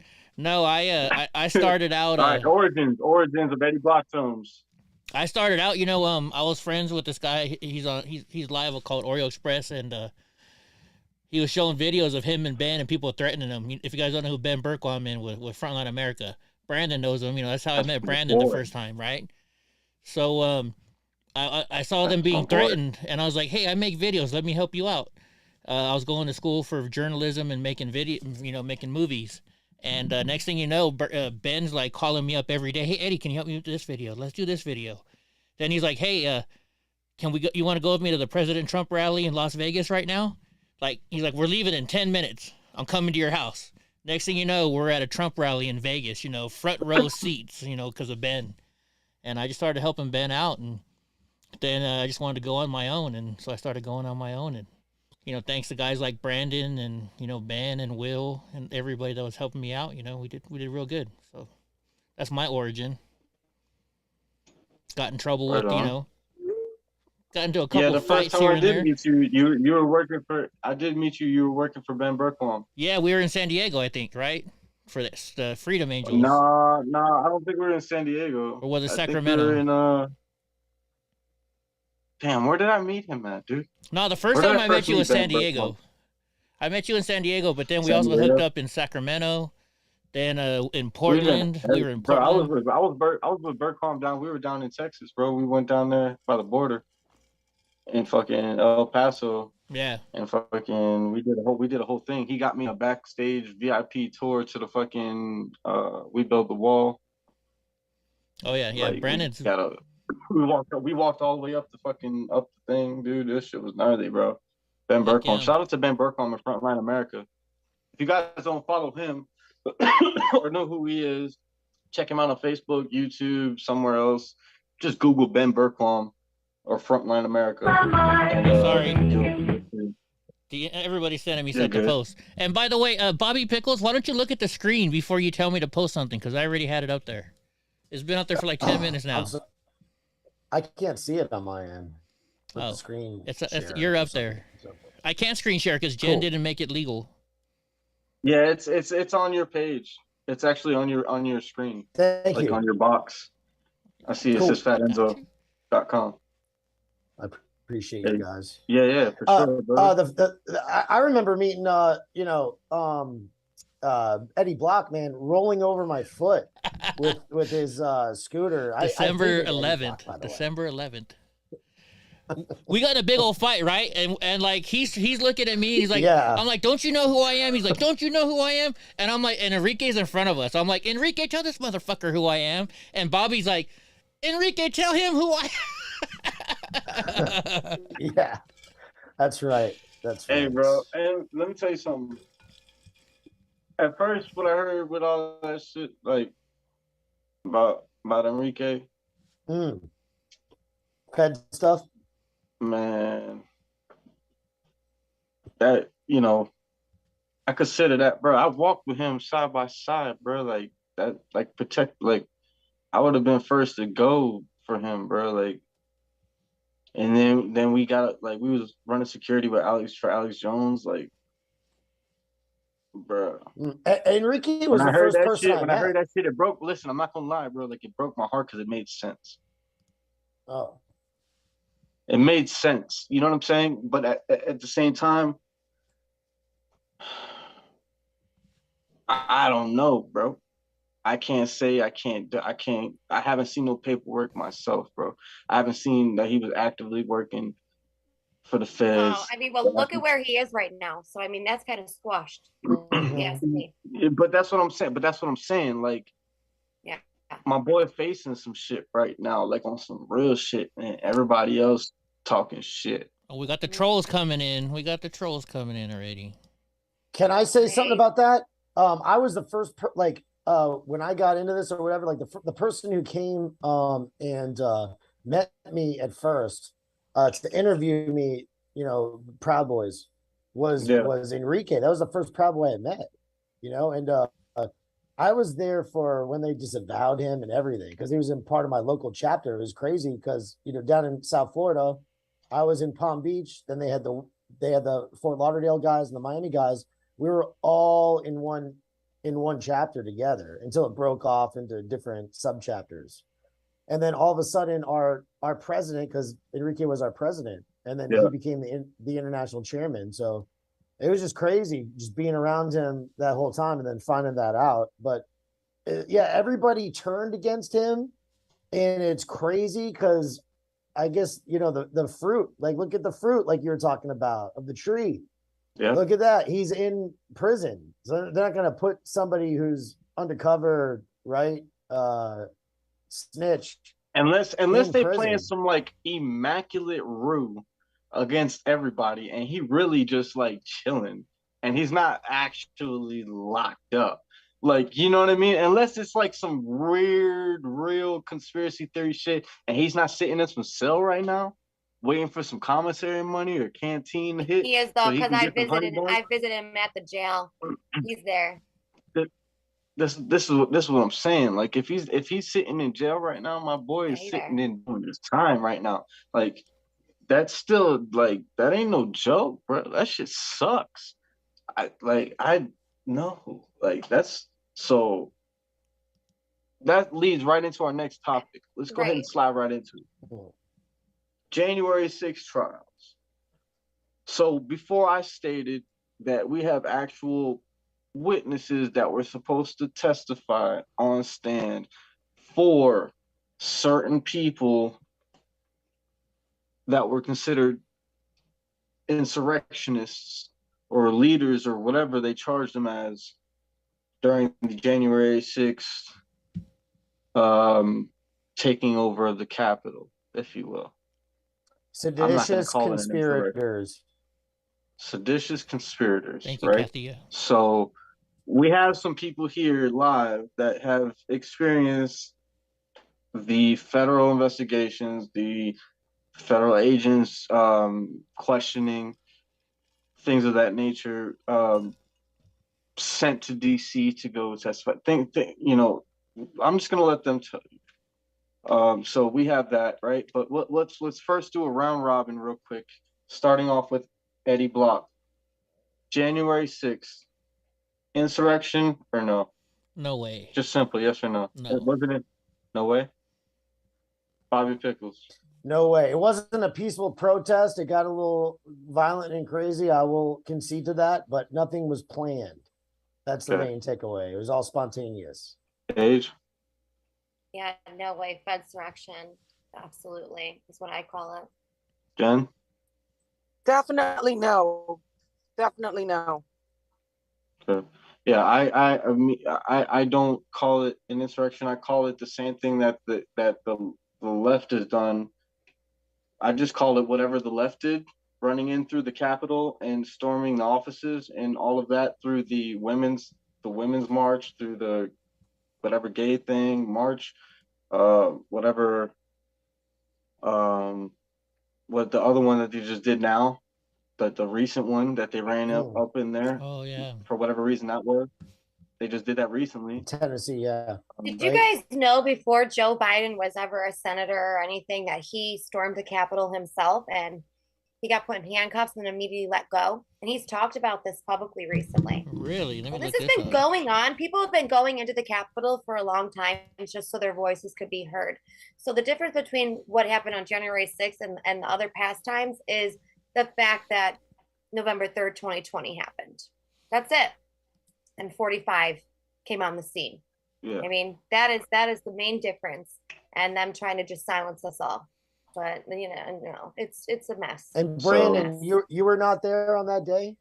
What, January 6th? Yeah. No, actually not. I was supposed to be there though.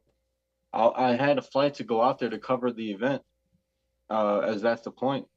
And I know personally, for sure, I can guarantee for a fact that there was no plotting or planning behind scenes in any type of chat manner or group manner on any social app that you could think of that was telling any sort of PB to go and do things.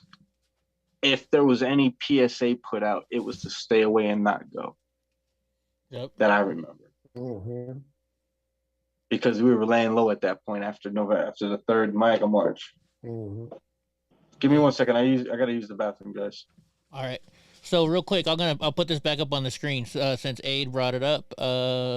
It says President Joe Biden had made many false. Well, let's see. A 2000 interview of Biden gave with comedian David Letterman is circulating on social media after being reposted. It says in the video, Letterman asked Delaware Democrat Senator what it was like walking in the Senate chamber in the 20s. And he said, I walked in when I was 21 and I got arrested. It was a Saturday. I was down visiting some friends from Georgetown. So he says when he was 21, he got arrested for breaking into the Capitol. Right here. Into the Senate chamber. Yeah. Into the Senate chamber. If that. And they got immediately released.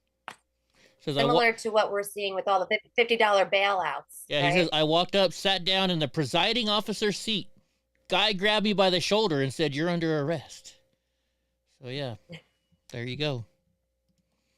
There you go. Yeah, I read that too. And thank you, Katia. And so we were all involved in, one of us out of the four that are currently on the screen right here, we're all supposed to be witnesses for the defense of the Proud Boys.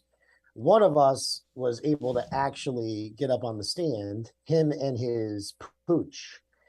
That would be Eddie Block. The other three were impeached by our own defense, basically, right? It's crazy. The whole thing is insane. Are you guys staying up to date with the Proud Boys trial right now at all? Like day 54, right? Or something like that? Yeah, Yes. it's intense. Yep. Yeah, Zach's up there right now. Zach Ryle was up today, testifying on his own behalf.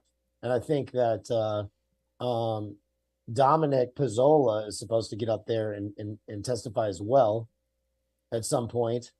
And why do you think Enrique isn't going to get up there or anything? I think that he would be pretty well-spoken person. They He's say a pretty the stupidest likable thing you person. can ever do in a trial for yourself is to go up on stand. They say that's the worst thing you can do. So Really? Yeah. When I did a deposition with his attorneys, I remember saying, because there was a woman that I won't name right now because I'll let Enrique do that. That was supposed to go and testify on his behalf for the information that I also had, which was that Enrique was very much looking forward to speaking on the stage at the Latinos for Trump stage on January 6th. Those were his actual plans for January 6th, but this other person pled the fifth and was refusing to go and exonerate him. So they called on me, and I remember asking, well, why don't you just put Enrique on the stand and show him all the text messages and confirm everything with him? And he said, because Jen, we are doing everything we can to keep him off the stand. It would not be wise to let our client take the stand. So that's why I was actually summoned for Enrique to go and testify on his behalf. yeah. Are you guys familiar with the girl? I don't know if you were alluding to her, Jen, at all, but this girl Amy, who was a photographer. She was a camera photographer, journalist that was always embedded with the Proud Boys. Whenever there was any kind of events, she was always taking all these things. She was going to do like some kind of story about Enrique. Right. Yes, and I met her. I know who you're talking about, but no, this is not Amy. This would be the organizer of the Latinos for Trump event on that stage. Why is that lady Amy not on the stage? Because she also pleaded the fifth. Yeah, she won't do it. And she works for Vice. That Amy person, she works for Vice. Amy. There's a lot of people in this case that Enrique's going to be giving a big statement about. He's anxious to do it. As to all of the people that had his back and all the people that, just kind of cowered away and pled the fifth and refused to go and take the stand. Well, I'll be honest. My lawyer told me to plead the fifth. My lawyer said, no, you're going to plead the fifth. And luckily we got out of it. So, because my lawyer actually called the prosecution team and said, if Eddie goes up to testify, are you going to arrest him? And they said, well, we're not going to tell you. We can't tell you no. So he said, well, then good.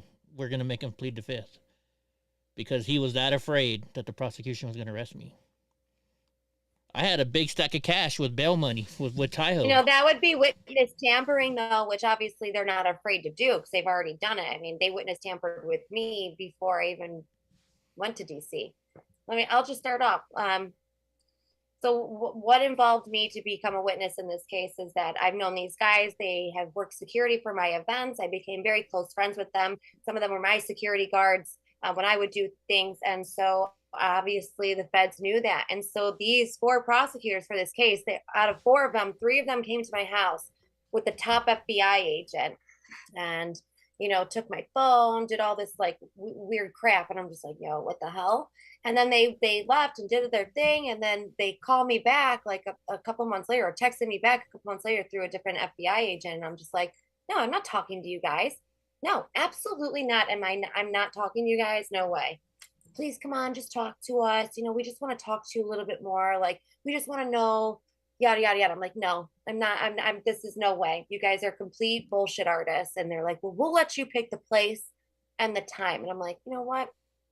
If they're going to keep harassing me, fine. Come to my house, talk to me. I'll talk to you a little bit more about the truth and break your narrative. So they brought these 3 prosecutors to my house and the head FBI agent that sits in the courtroom going after these boys. Okay.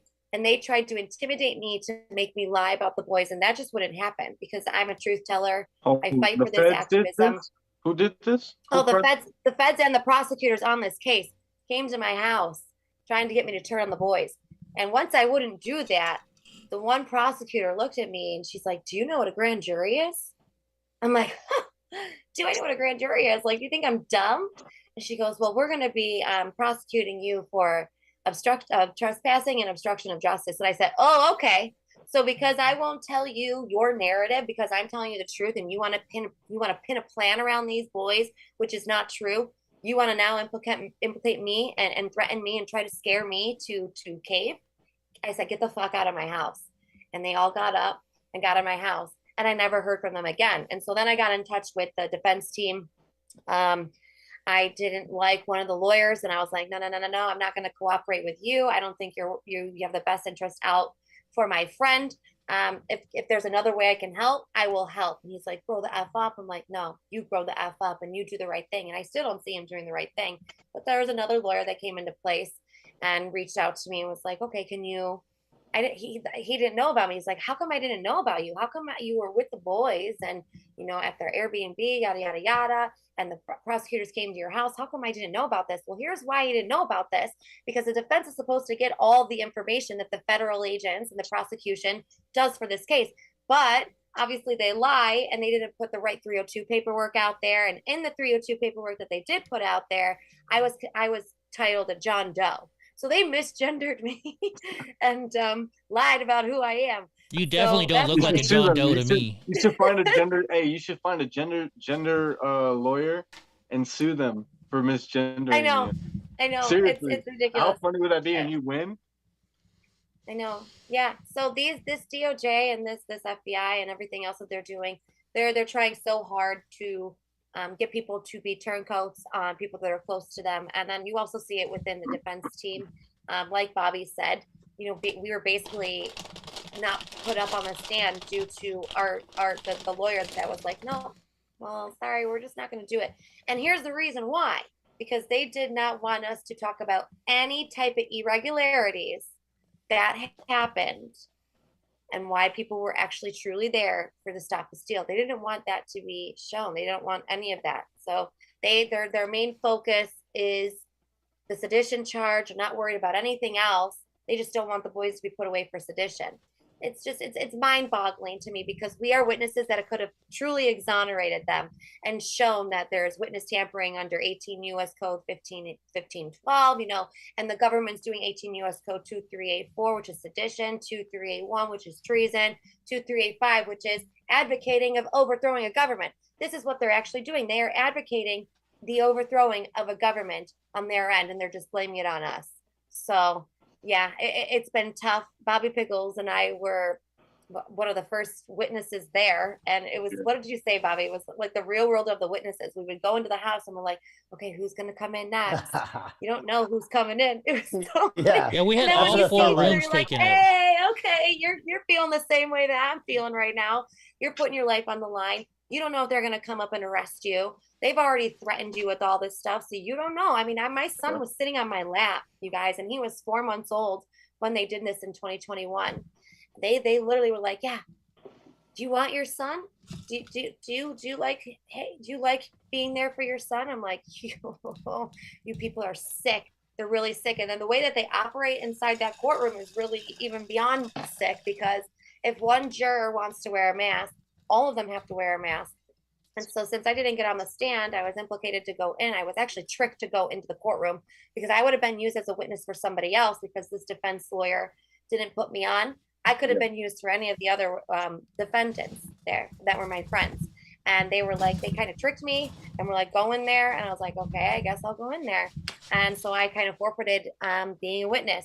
So one of my other friends that has the same judge that is not a defendant on this case, but is a tool to this case, asked me to be a witness. So I said, yeah, I'll definitely do that. I'm absolutely, if I have a chance, if the boys end up getting, if they end up getting this slapped on them, which I'm praying we get a hung jury.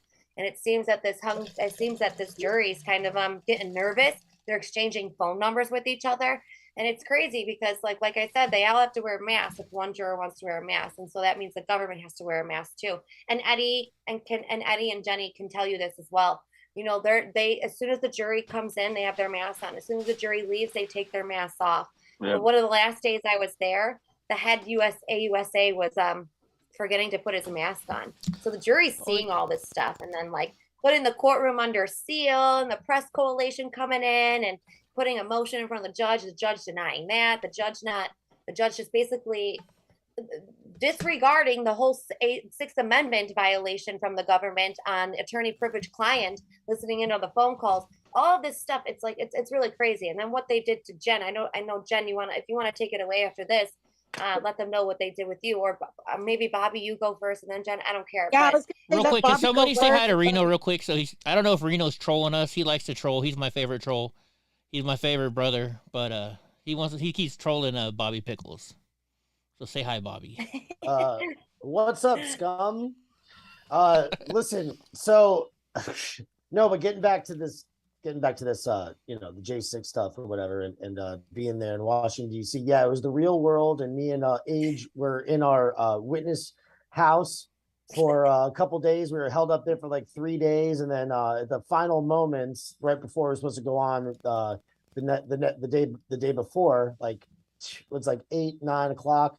This guy, Nordine's lawyer, was like drunk on champagne, talking about, hey, I just put up basically some horrible witnesses, you know.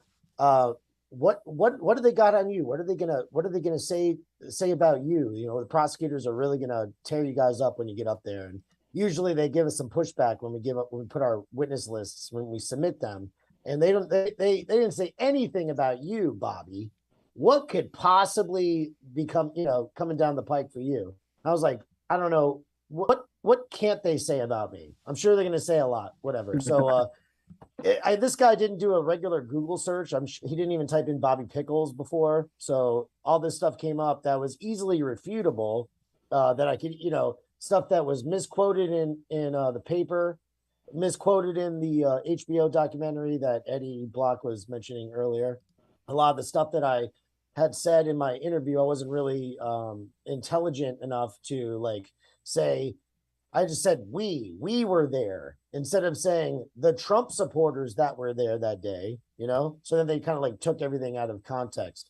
But I had a video and I sent it to Eddie Block. I don't know if Eddie can play it.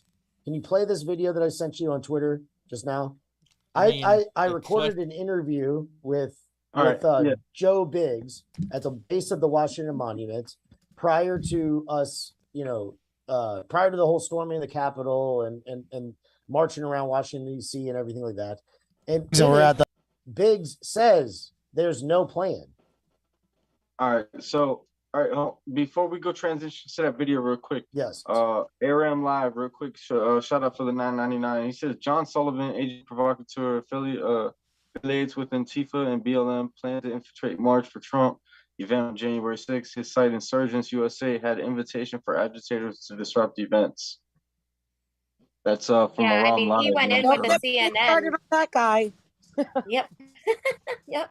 All right, so go ahead and Bobby Pickles, go ahead and finish the point is like it's not even the prosecutors. It's not even the prosecutors though impeaching us as a witness though. It was our own side, the defense, finding a reason, a stupid reason, you know? Like if you look for something enough, you're gonna find it. So he's like looking for a reason for me not to go on there. And the video stands for itself. It doesn't matter how much of a scum I am. I could be the biggest piece of scum on this side of the Mississippi. But the fact is, I interviewed Joe Biggs, and he talks about we have no plan today. We're going to march around, right? We're going to protect people, and that should have stood on its own. But Eddie, if you could play that, yeah, I can play it right now. Yeah, I'll play it right now.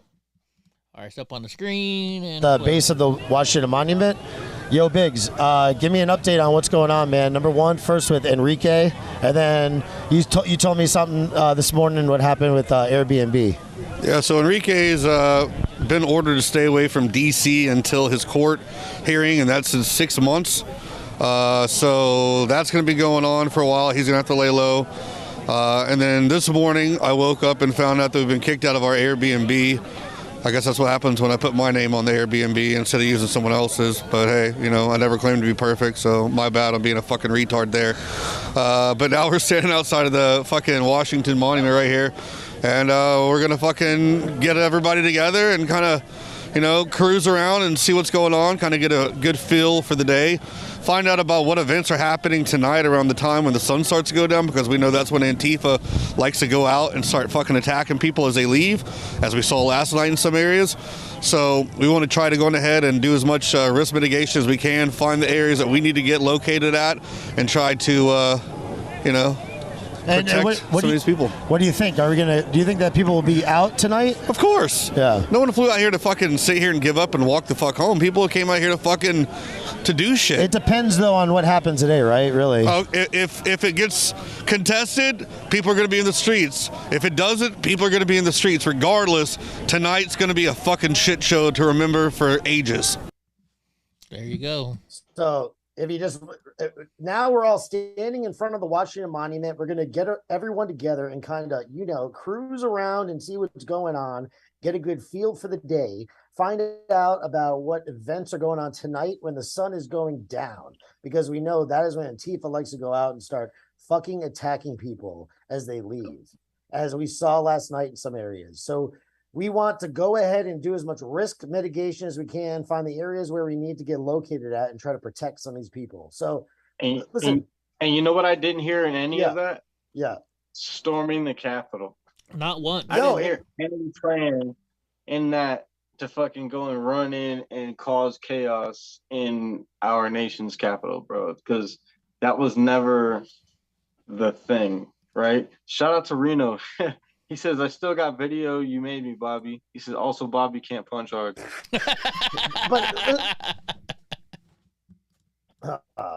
But listen, when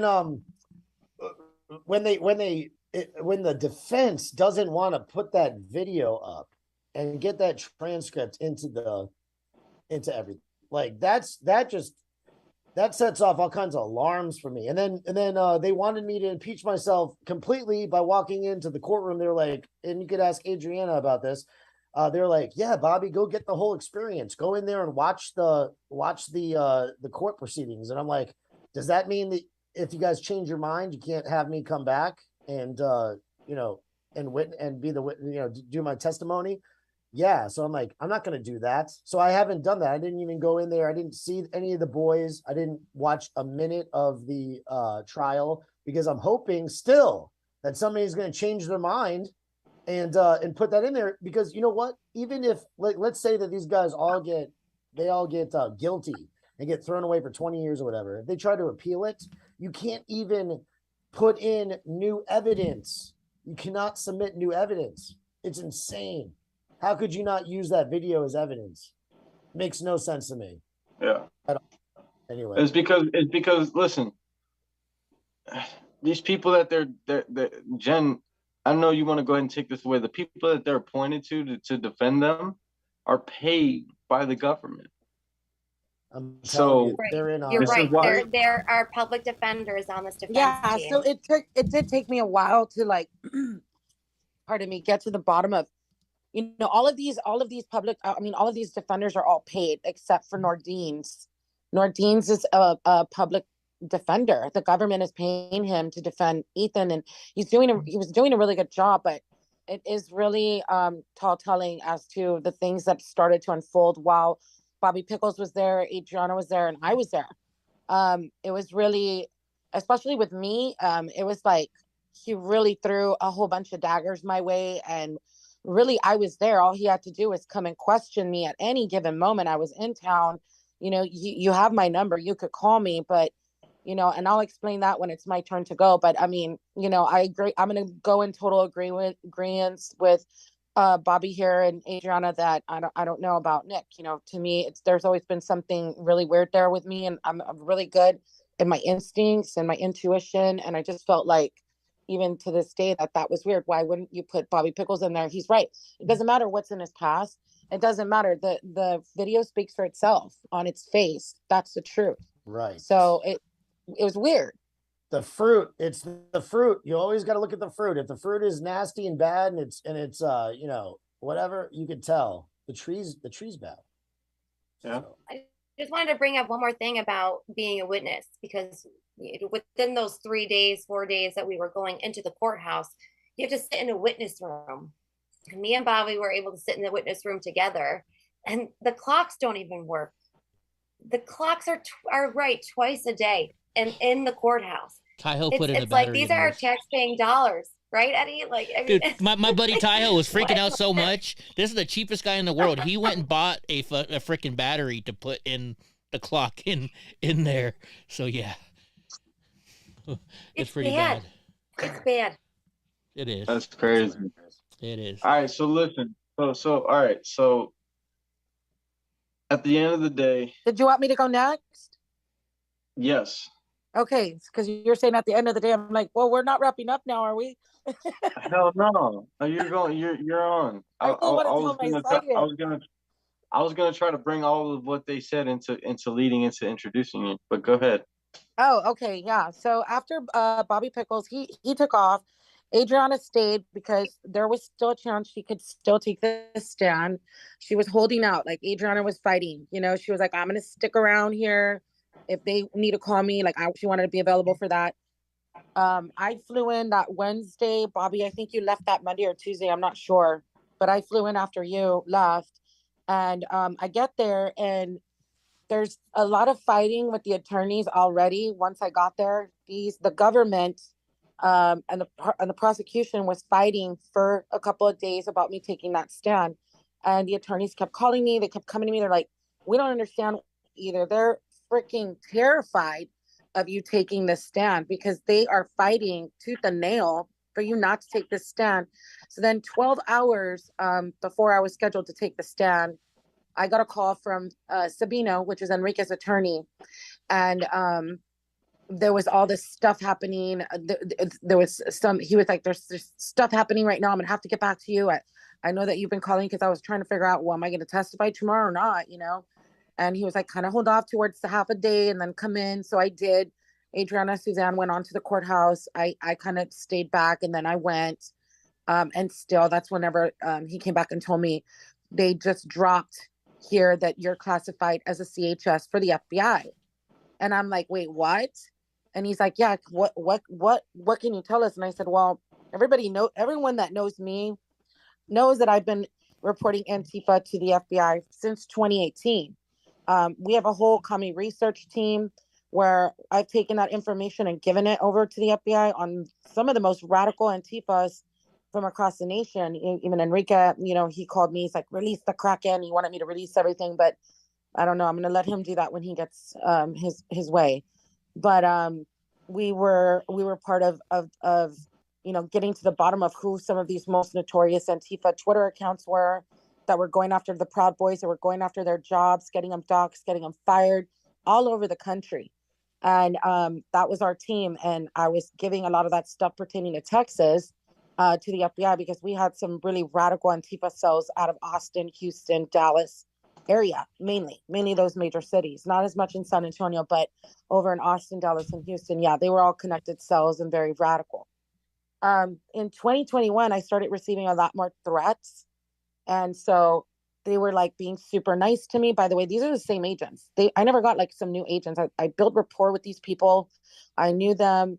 They got to know me. They met my daughter. Like they were very, always or guest acting. I don't know. I've received a lot of commentary from friends that were like, "Oh, maybe they were just trying to be close to you, pretending to take reports from you." Like, I don't know, you guys, about those conspiracies. All I know is what I was doing.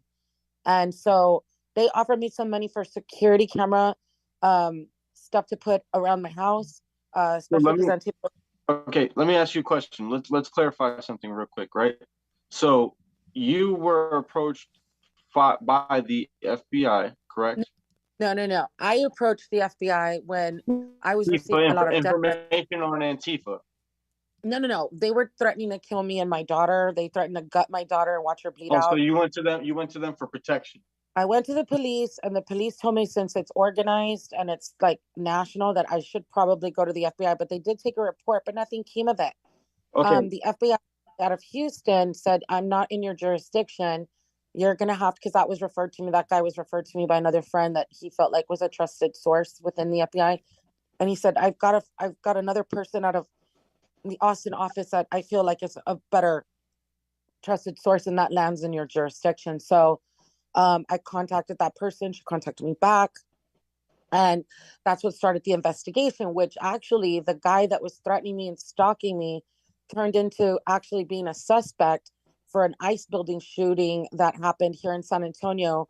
And they came to me and asked me to identify him in pictures, and I did. And they said, well, there's not a lot we can tell you about our investigations, but we feel this guy might be a suspect in the ICE building shooting. And yeah, that was believable for me at the time, because definitely that man is extremely radical, and he's connected to a lot of really radical terrorist Antifa cells. I call them cells because that's what they are here in Texas. So in 2021, they offered me some money for camera footage. I took it. I was like, awesome, thank you. But I've never been on the FBI payroll. Never. I've never received money So they before approached you. They approached you for some. They approached you. Hold on. So I just want to be very clear for everybody here. Yeah. So they approached you off of some footage that you recorded at an event, correct? No. I had been working with them since 2018 about Antifa. It was kind of getting worse with Antifa, and they approached me offering me a little bit of money to buy security camera footage. They were like, "You've done a lot. You've given us a lot of really good leads on this Okay, terrorist so people." hold on. All right, so hold on. This is what I want to get to the beginning of. Originally, you got involved with the FBI because you were getting death threats and you came to them for protection, right? That's right. Absolutely, Okay. 100%. And then after that, they came to you or you went to them, or what was it when you, like the very first time after you went to them for the protection, what footage up until that point, what was sent to them or what was acquired from them or what did they ask for? Well, What was like, eating a little. how did that start? Yeah, like you're putting a little bit the cart before the horse yet. So it's important for me to explain the actual timeline. So you're going a little fast forward there. So let me. Okay. But I know what you're talking about because we talked about that. Yeah. So in 2021, they called me. They had already offered me this in the past, but I didn't like. I was just like, yeah, whatever. And they never ever got back to me. It was never spoken about again. But in 2021, the FBI agent offered me some money, and I was like, yeah. And then I didn't think anything of it because they had offered it to me before, but nothing ever came of it. So I was like, yeah, whatever. But then actually a week later, she called me and she said, hey, I was approved for that money for your security camera stuff. Like, why don't we meet next week or whatever? I don't even remember what day or time it was because it was so long ago. But I met with her at a restaurant and she had me sign this paper. I thought it was kind of like an invoice, like you have to sign off on it or whatever. Right. And I'm, oh, thanks, Christina. She's like, no, thank you. You've been through a lot. You've done a lot. You should feel secure in your home. And remember, if you need anything, we're always here. And thanks for giving us the leads you've given us. By the way, that was Antifa stuff. I did just want to point out to you guys, I gave them John Sullivan in August of 2020. And I even posted about it on social media. So I have been on that guy. And who is John Sullivan? John Sullivan is the guy that walked into the Capitol. He's Antifa or BLM, and he walked in there with CNN. He was one of the first people. That's right. For the Capitol. Yeah. And so, well, with all that said, and going back to the court hearing, whenever that started to go down, I was like, whoa. So Nordine's attorney, along with Zach Rao, whom I don't know, I've never met Zach Rao, I don't know anything about him, but they started filing these motions because what the government did was they threw that little, okay, you're going to still put her on the stand? Fine. We're going to put in here, she's classified as CHS, which I've been recently told they shouldn't have done that because I've never been on their payroll, but they did it anyway to throw the defense into like some kind of paranoid disarray. All these motions start getting filed. The media picks it up, like Julie Kelly. She went on Laura Ingraham and she was saying how I was in prayer group chats, which I was, and how I was privy to information, which I was not. I was not really privy to much as far as the defense goes, but I was in prayer group chats with some of these, which I was, family members, privy to information, which I was not. Sorry, Bobby's screwing up. There you go. Freaking Bobby. Sorry. Sorry. So I was, but instead of coming to me to just ask me, I'm already there in DC. I'm over here in the cafeteria. You could just ask me. They just filed these motions. These right-wing media people picked it up, threw it into the mainstream media, and all these medias picked it up and just there's those. That's a breaking news story. It's a headline. It's like boom, boom, boom, like a talking point or a click or a like, and it just destroyed me. It was destroying me. I was getting threats. random people messaging me on alt accounts like, I'm gonna put a bullet through your head. Actually, that was a friend of mine from Portland that called me, that knows the person that said that to her. Like, when she gets to Portland, if she ever comes again, I'm putting a fucking bullet through her head. Like, and she was like, whoa, like, if you've ever known Jen, she's always been hardcore fighting on the front lines. Like, this is crazy. So I was like falling apart here, but I was trying to stay strong for the guys. And the attorney comes in the witness room and he's like, look, he was like, we're still putting you on the stand, but the government's still fighting us. We already told the government, we don't care. Okay, fine, classified CHS bullshit. We don't care. They sent all this stuff over, a lot of it redacted. Then the government said, fine, if you put her on the stand, she can't say anything about anything she's told the FBI, like for anything, nothing, not timeline, nothing, which really pissed me off because I really wanted to tell the freaking jury and the judge what I had been reporting to the FBI. I really, really wanted to say that I had reported John Sullivan to the FBI in August of 2020, and he walked into that damn building with CNN. So I really you're wanted saying, to. so you're saying the only thing that you ever reported on, ever with or worked with the FBI, what you're saying is that it was all, everything that was reported, everything that you documented or that recorded, it was of Antifa or the left of some manner or BLM or whoever they are. Radical To them, that was domestic terrorists. That's what I call them. Yes. And also, yeah. so they not only gagged me there, but when the government didn't get what they want, and I had already been being thrown to the media, like that bone got basically thrown to the media. That Sunday, Norm Pattis, which is Alex Jones' attorney, and why am I having a brain fart? Anyways, Enrique's attorney met me and Adriana and Suzanne at Starbucks. So we all get to Starbucks because Norm Pattis wanted to talk to me more about this. They already did their investigation. They already went through all the paperwork. He realized there was nothing there, but he wanted to talk to me himself. Yeah. And so we started talking. We had this real long talk. And he was like, look, I'm so sorry this has happened to you. He's like, I know, I've already spoken to Joe. We know you never betrayed Joe. You never betrayed the Proud Boys. You're here for them. The guys know. He's like, when all this case is over, I'm going to get you on Alex Jones and we're going to clear the fog here because this was really bad. You're a victim in all this. And I remember just like taking a deep breath and crying. And I told him, am I going to take the stand or not? Like, I need to know. And at that moment, and Adriana will tell you, I was still going to take the stand. So Adriana stayed behind just to support me. She'd seen what they'd done, so she wanted to be there, and she stayed a little bit extra longer to support me. And that night, we were like on pins and needles. Like, what the hell, man? So I get a call that night from Stambino, Enrique's attorney. He's like, Jen, do you know the Oath Keepers? I said, no, I don't. And he goes, well, the government just dropped footage tonight of you in the VIP filming President Trump on the second to the last row, and behind you is like an army of Oath Keepers. And I said, so what? I don't know them. You got to let me take the stand. He's like, yeah, but you know Stuart Rhodes. And I said, I didn't even meet Stuart Rhodes till after January 6th. He's like, but you did before that. I said, but not personally, no. Yeah. And he's like, well, but you knew him after. There's pictures of you all on social media. I said, but that's because of a border event he came to in the summer. Yeah, and he's even like, if you knew him, listen, even if you knew him personally, it doesn't mean you were part of the Oath Keepers. And it doesn't mean you were influenced by them. Exactly. You could know somebody from anything, bro. That doesn't make any sense. No, exactly. Because if that's the case, then they're all fucking pedophiles according to that, because they all knew Jeffrey Epstein. So exactly, good point, by the way. But yes, so whenever that happened, I still held out. I was like, look, you guys are going to change your mind in the morning. Like, this is ridiculous. There's nothing there. There's no there.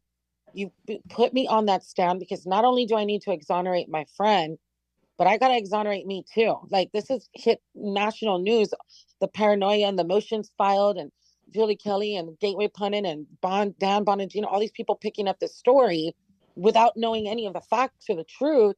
And even though the defense tried really hard, like to do damage control, because the defense realized there was nothing there too. They asked the judge to file like a statement so that they could put it in the transcript. It could be a matter of court record. Yeah. But no one paid attention to it. It didn't matter. No one picked it up. No one cared. I think Julie Kelly picked it up and said, oh, look what the judge posted. whatever, honeypot, because no one likes Judge Kelly. I mean, I don't like him either, but she doesn't understand that was just defense team asking him to do that for me. Sabino really fought for that. He even told me that. And so it's been like a political assassination. Like, it basically feel like the government threw a bone at the defense. Unfortunately, two of the defense attorneys took it, ran with it, filed these motions, and the media picked it up. And in that act alone, I was completely damaged, but it didn't matter. I was still going to take the stand. Everyone seems to think that's what stopped me. No, it didn't. Adriana can tell you, we were still fighting. We were still there. I was going to take that stand until they tried to make the connection with the Oath Keepers, which I don't know. But you have to understand, they've been trying to make that Oath Keeper connection with the Proud Boys ever since this case has started. The government has fought tooth and nail to try to connect the Oath Keepers to the Proud Boys because the Oath Keepers had already been found guilty for seditious conspiracy. And they wanted to make that connection. And the government was going to try to use me to do it, which I feel that would have never been able to be done. But the attorneys were just not willing to do it because of my close relationship with Enrique and our working time together. And I guess my friendship with Stuart Rhodes. So it's unfortunate, but I really, really wanted to take that stand. Believe me. I think it's important to note too why Jenny being on the stand would have been very important, due to the information she was giving to the FBI on Antifa and how Antifa actually are domestic terrorists and actually do make these threats against all of us and follow through with these types of things. She did send them proof of Antifa going January 6th and proving to the FBI, like, that's Antifa, that's Antifa. They didn't want any of that to be on the record. They didn't want any of what we all were going to say to exonerate these boys and prove that the DOJ, the FBI, and all the other agencies that are involved with this, with Ray Epstein, a DHS agent, you got the NSA, the CIA, the HIS. Oh, yeah. It's just, they didn't want any of that on the record. Oh, and no. That's why they didn't put her on. Yeah, no, thank you, girl. Thank you for bringing that up. So get this, you guys. So one of the agents that I've been reporting to for years was a DHS/ICE agent. And so it wasn't just the FBI, it was DHS. So when we were watching this, like, we had to go home. I came home and battled, licking my wounds here. And then all of a sudden this bombshell comes out, and it turns out that Ray Epps is not an FBI CHS informant. He's a freaking DHS. And I'm putting two and two together in my head, her going, wait a minute. One of the agents I was talking to was DHS.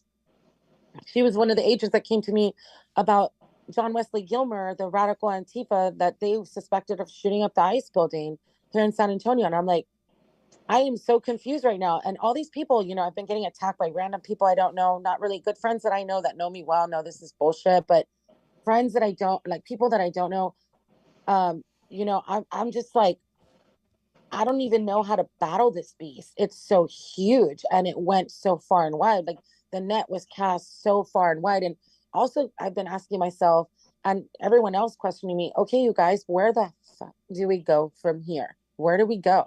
You can't go to the FBI. You can't go to the DHS. You can't go to the U.S. Marshals because we just found out recently that's corrupt. You want to know the truth? You want listen, I could answer that question for you. Very simple. You got to pray. You got to turn to God. That's the only way we win. But I mean, the law and order. That's it. Someone's like, that's it. At your that's door. It. Where do you But that's it. It doesn't matter. It does not matter what they throw at you. It does not matter what arrow will be cast, in during the day. It does not matter. You shall be protected. You have, that's the only way we win. Well, look, I'm going to tell you something really quick that just happened here on the border, because I'm out here on the border.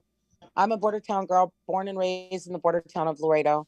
We did one of the largest Trump, and by the way, the feds didn't pay me to do a big ass Trump train for Trump. Okay. So for all the conspiracy theorists in the room, I was one of the organizers for one of the largest border Trump trains for Trump 2020, where we showed up thousands of people on the border. I was helping Hector Garza and Mimi and some of the other organizers to get all these people out. We thought 500 were going to come out. We were so surprised that first day where we had thousands and thousands of people coming out for President Trump. It was awesome. It was the greatest thing I ever seen on the Rio Grande border. Like, it was just beautiful. And I have worked so hard in politics. I've done so much. I've nominated Trump for a second term. I had to campaign for that just to be able to nominate my president for a second term. And it was a big long haul fight throughout that night. I remember, because that was when our convention got shut down and we all had to take it to Zoom, and it was crazy. It was a crazy experience, but we did it, we did it. And it's just been the hardest thing to go through when people are questioning you because of what the government just did to me. And I just ask you to please look at the facts. Please do your research before you completely character assassinate me and take me down. I want to stay in politics. I love what I do. I don't want to have to leave because of fear of some random person, regurgitating some mainstream media lies about me that never wanted to retract. And by the way, they don't want to retract. I've had to get an attorney and go through a timeline to start going after some of these mainstream medias that picked up the big lie, and it's just been the worst experience of my life. But honestly, you guys, I'm not going to take it back because I love the boys. And I was trying to do the right thing and be good and keep people safe and warn the law enforcement of the threats that our country is facing with these Antifa cells. They basically castrated Jen so they can keep their narrative rolling because, like I said, and I didn't say it, well, I was starting to say it, but they didn't want on the record that they have all this information on Antifa, on John Sullivan, on all of the roster here, okay? They didn't want any of that going on the record to prove that there was no plan made by these 5 defendants or any J6 prisoner at that, okay? They don't want their plan being shown. So they sacrificed Jen, did not care about her whatsoever, even though she was not an informant. She was just giving information because of her safety and her family's safety. And then they coerced their way in, tricked her. Oh, well, this guy, oh, well, he was part of the ICE bombing. Oh, he was going to shoot out ICE. Really? They are just sick. They really are sick. And their narrative is getting more sick by the day, going under seal in that courtroom like they have. Denying these motions like they have. They're just, we're coming up to a close here. We're down to the wire, but what we have seen and what we have witnessed has been absolute trash. And Jenny, you are an American hero for what you have done, and your truth will be shown, and they will be put to justice. And I will stand by you through thick and thin because I see truth in your eyes, and I know you as a great person, and I will never, ever falter from that. And I think everybody here agrees with me. Yeah, I'll definitely second that. And we just have to understand, like, this is the territory that we're in, right? Like, when you stand for truth and you stand for the right thing, and you have, like we said, this world is ran by by evil, by Satan. But like we're gonna come across a whole system that's set up against the right thing. Well, it says in the Bible, it says in the Bible, what is good will be bad, and what is bad will be good. Like, you have to understand that, right? And then real quick, guys. I want to go into the chat real quick and get the chat involved, right? So I'm gonna come back up to a question that I saw that struck me real quick. I'm sorry. Let me find it real quick. I lost it. Okay. Well, actually, it's more of a question. It's more of a statement, and then I'm asking a question back to them, right? And so Paul Shepard says, y'all are scratching the surface hard, right? So I want to go around the room real quick. Let's start with Bobby Pickles. Do you feel like we're scratching the surface on topics on what's the big picture here? Do you think we're scratching the surface at all? Do you think what do you feel with these topics? Like, are they playing a major role as far as progression or movement or something happening major, changing society with these topics, or are these just sideshows but presented as how do you say the main show? Well, we take our can't eyes really off of what's really going behind. What do you because think? we're on YouTube and stuff like that. We can't really get into what we want to say, right? We want to be able to be really blatant, but we can't be as blatant as we want to. So you're always going to, walking on eggshells with whatever you're talking about. Yeah, very true. You can't get too far in depth. Eddie Block, what's your take on scratching the surface? And Paul Shepard in the comments, man. In the comments to Paul Shepard, if you can elaborate more on what you meant by that statement. But as we go around, go ahead, Eddie. I don't even think we can scratch the surface yet. You know, it's so deep and so involved. Like, you know, once you go down one road, there's like 30, 40 other roads to go down, you know? And like Bobby said, YouTube and everybody, you know, they cut us off. Twitter cuts us off. Facebook cuts us off. The minute you start getting close, you get kicked off. And that's when you know you're getting close. If you get kicked off of YouTube, you're doing something right. Which, Brandon, you definitely did something right because you totally got kicked off. So yeah, it's... Hey, so hold on, time out for a second. I just realized a shout out. You guys know who Tyson James is? The Christian rapper, MAGA Boys. Yes. All that. He's in the chat right now. Shout out to my boy Tyson James. Shout out to my boy Tyson James in the chat right now, man. Guys, if you haven't checked out his music, he has amazing Christian music. And he asked me, he said, "Are you back, my guy?" Yes, sir. Yes, sir. We are officially on and popping, if you will. But yeah, Tyson James in the chat. Shout out to you, my boy. I just want to say on scratching the surface. I don't know what he means by that, but yeah, we're going around. Go ahead. Yes. Yeah. Sorry. Yeah, you know, I think as far as scratching the surface goes, in this particular case, Proud Boys versus the government, I think it's really peeled the onion as to as far and deep as how many DHS, CIA, FBI informants were embedded into the Proud Boys and into all of the January 6th crowd that day. We've begun to scratch the surface and peel the onion, but I think there's so much more there. And that's why it's so important to release the footage on January 6th. And when I say footage, I mean, I gave the FBI footage of what I thought was Antifa on the grounds on January 6th. I've given that to Gary McBride and David from Stop the Hate. I think when I met with Gary in December in Miami, or I think it was before that, or no, it was another Mar-a-Lago event I was at, I gave him that footage. By the way, I delivered letters for the Proud Boys in this case to President Trump. And it was a huge journey. I had to raise some money and get a donor to get all these letters there. Did the feds pay for that? No, they did not. You know, that was me trying to genuinely get these letters to Trump so he can understand what was going on with this case. You know, it was really important mission for me. And shout out to Carmen Uzel, who helped me out in getting those letters and working the room and networking and getting them to the right person that we needed to get them to. And we were successful in doing that. I think we have been working really hard and trying to release the John 6 footage. If that shit gets released, it's going to scratch a whole lot more surfaces. All the body cam footage. There was more CCT cameras that they just found out about that were not, sorry, I just got a call and I hung it up, that were not known of until recently. And the Proud Boy case that was revealed, there's been so much being revealed in this Proud Boy case that haven't been really revealed as much in any of these other John 6 cases. So yeah, I think we're scratching the surface. I think we're getting a little bit deeper than the surface. Yeah, I agree. I think that we're over the target with what we understand. Like I was saying earlier, I mean, there's executive orders that were put into place before Donald Trump was even put into office, talking about voter tabulation and irregularities and stuff like that. I don't want to say too much because we're on YouTube, you guys, but I think we're over and beyond. And that's why we've been silenced, because we know the game. We know what they're up to. And they don't want any of our voices that can exonerate these boys or any January 6th, prisoners that are being held captive,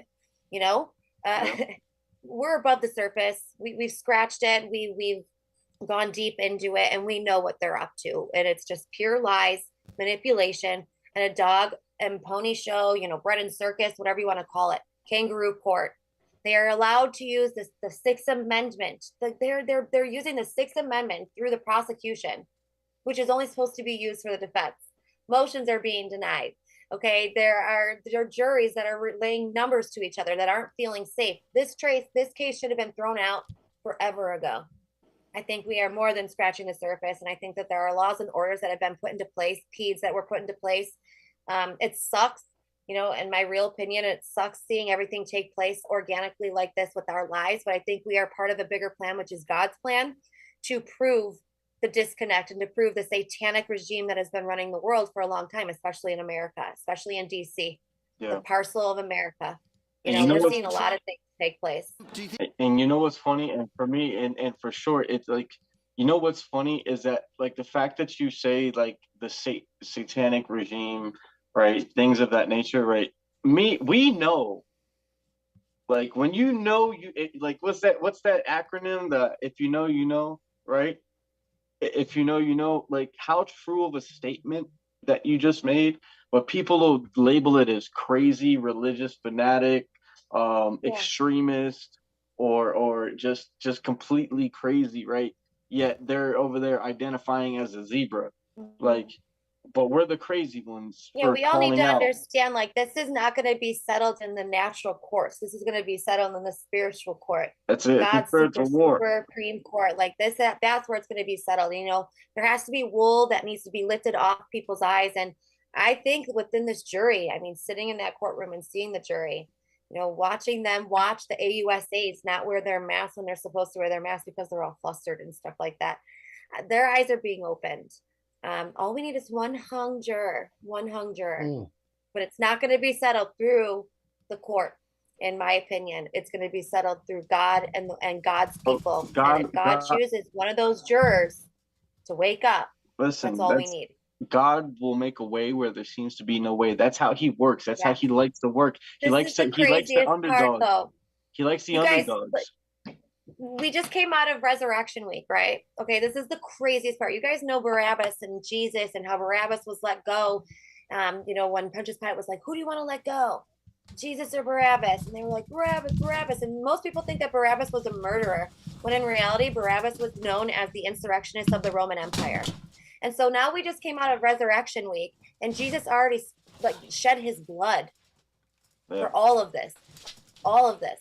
So this to me, that's a sign right there where the time we are at right now. And like most people don't talk about it, but after the resurrection, the saints came out and we're walking among the people. So in my understanding, the saints are with us right now. The saints are with those boys in that courtroom, and they are going to make a stand, and people's eyes are going to be open because it's not being shown to the public unless you're there. That's why I keep saying, like, go there.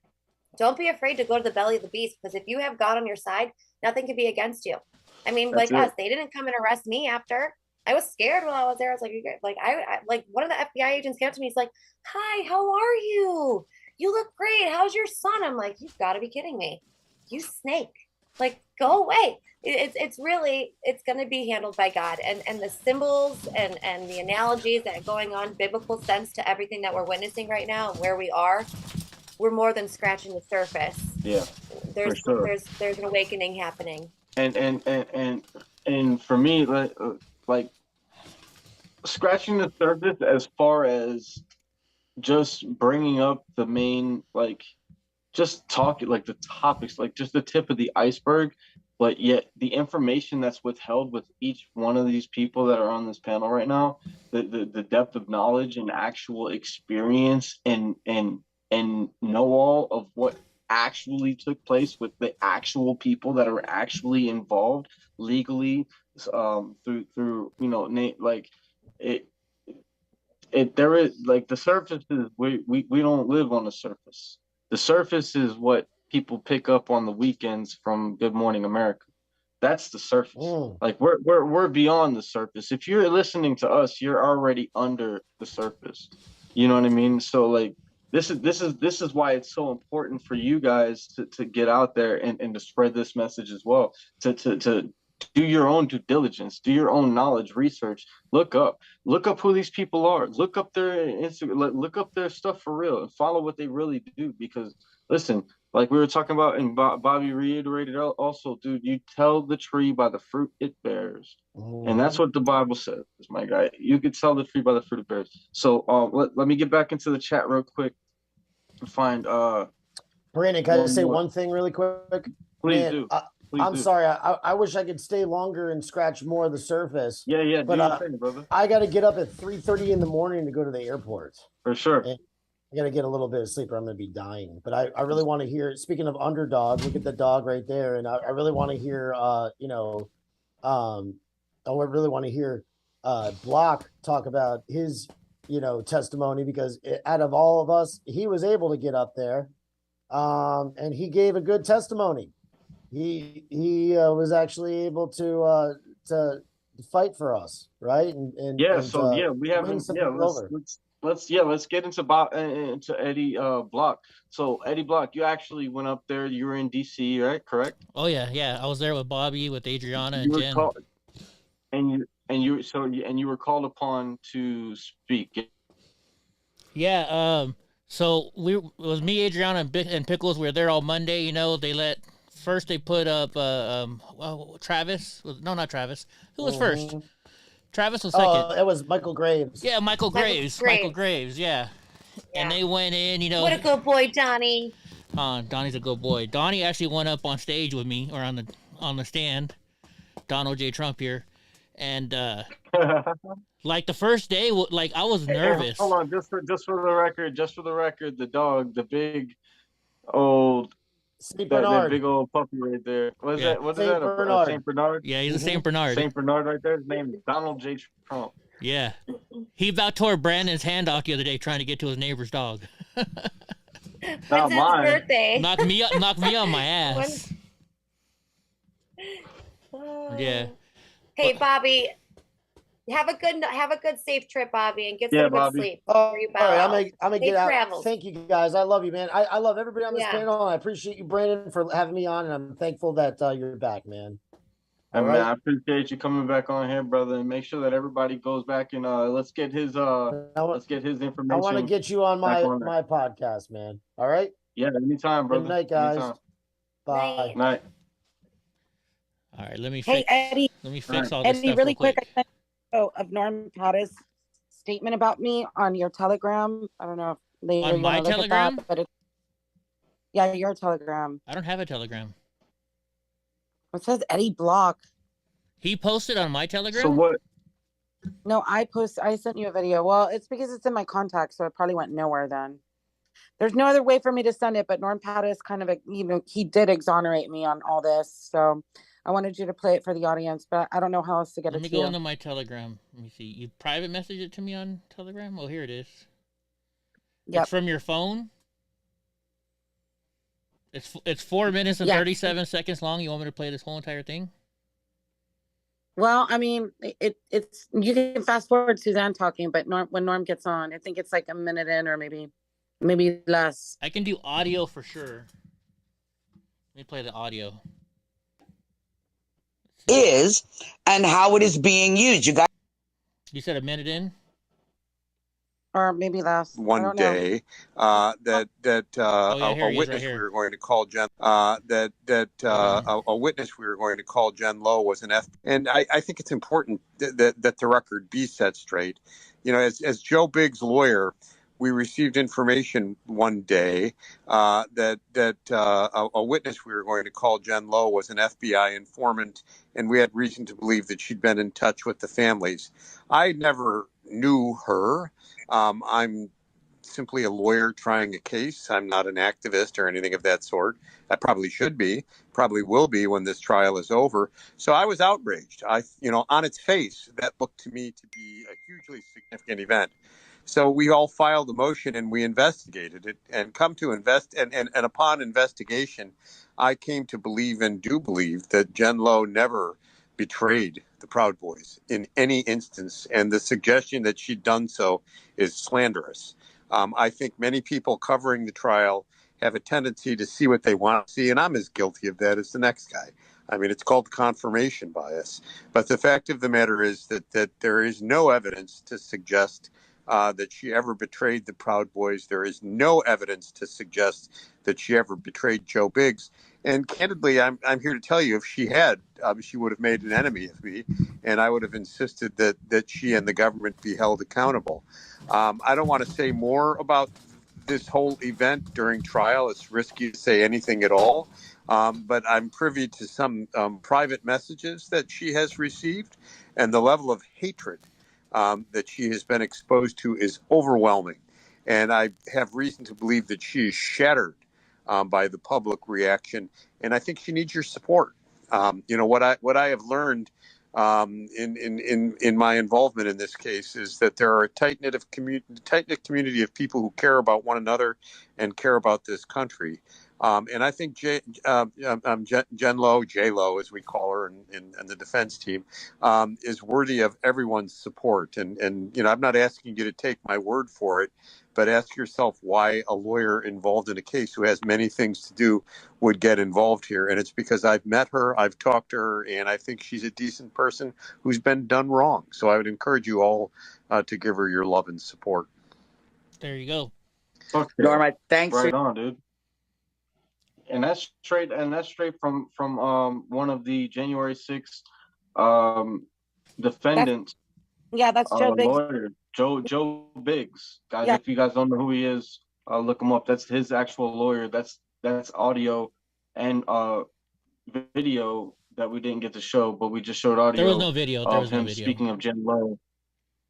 Yeah, well, yeah, there's a video as well, but we just played audio. On Norm Pattis, he's like Jen said, he's Alex Jones' lawyer, and he was the lawyer for the Sandy Hook case, and he lost his bar when he got onto this case, working with Joe Biggs, and he was sitting in the courtroom for a couple of days, not even able to do anything, and then he magically got his bar back, which I know that the bar is the enemy. I know some people are going to say it. I already know that, but the fact that he was able to get his bar back to stand up, he gave the opening statements for Joe because Joe waited to until the closing, until the government rested to give his opening statement to defend himself.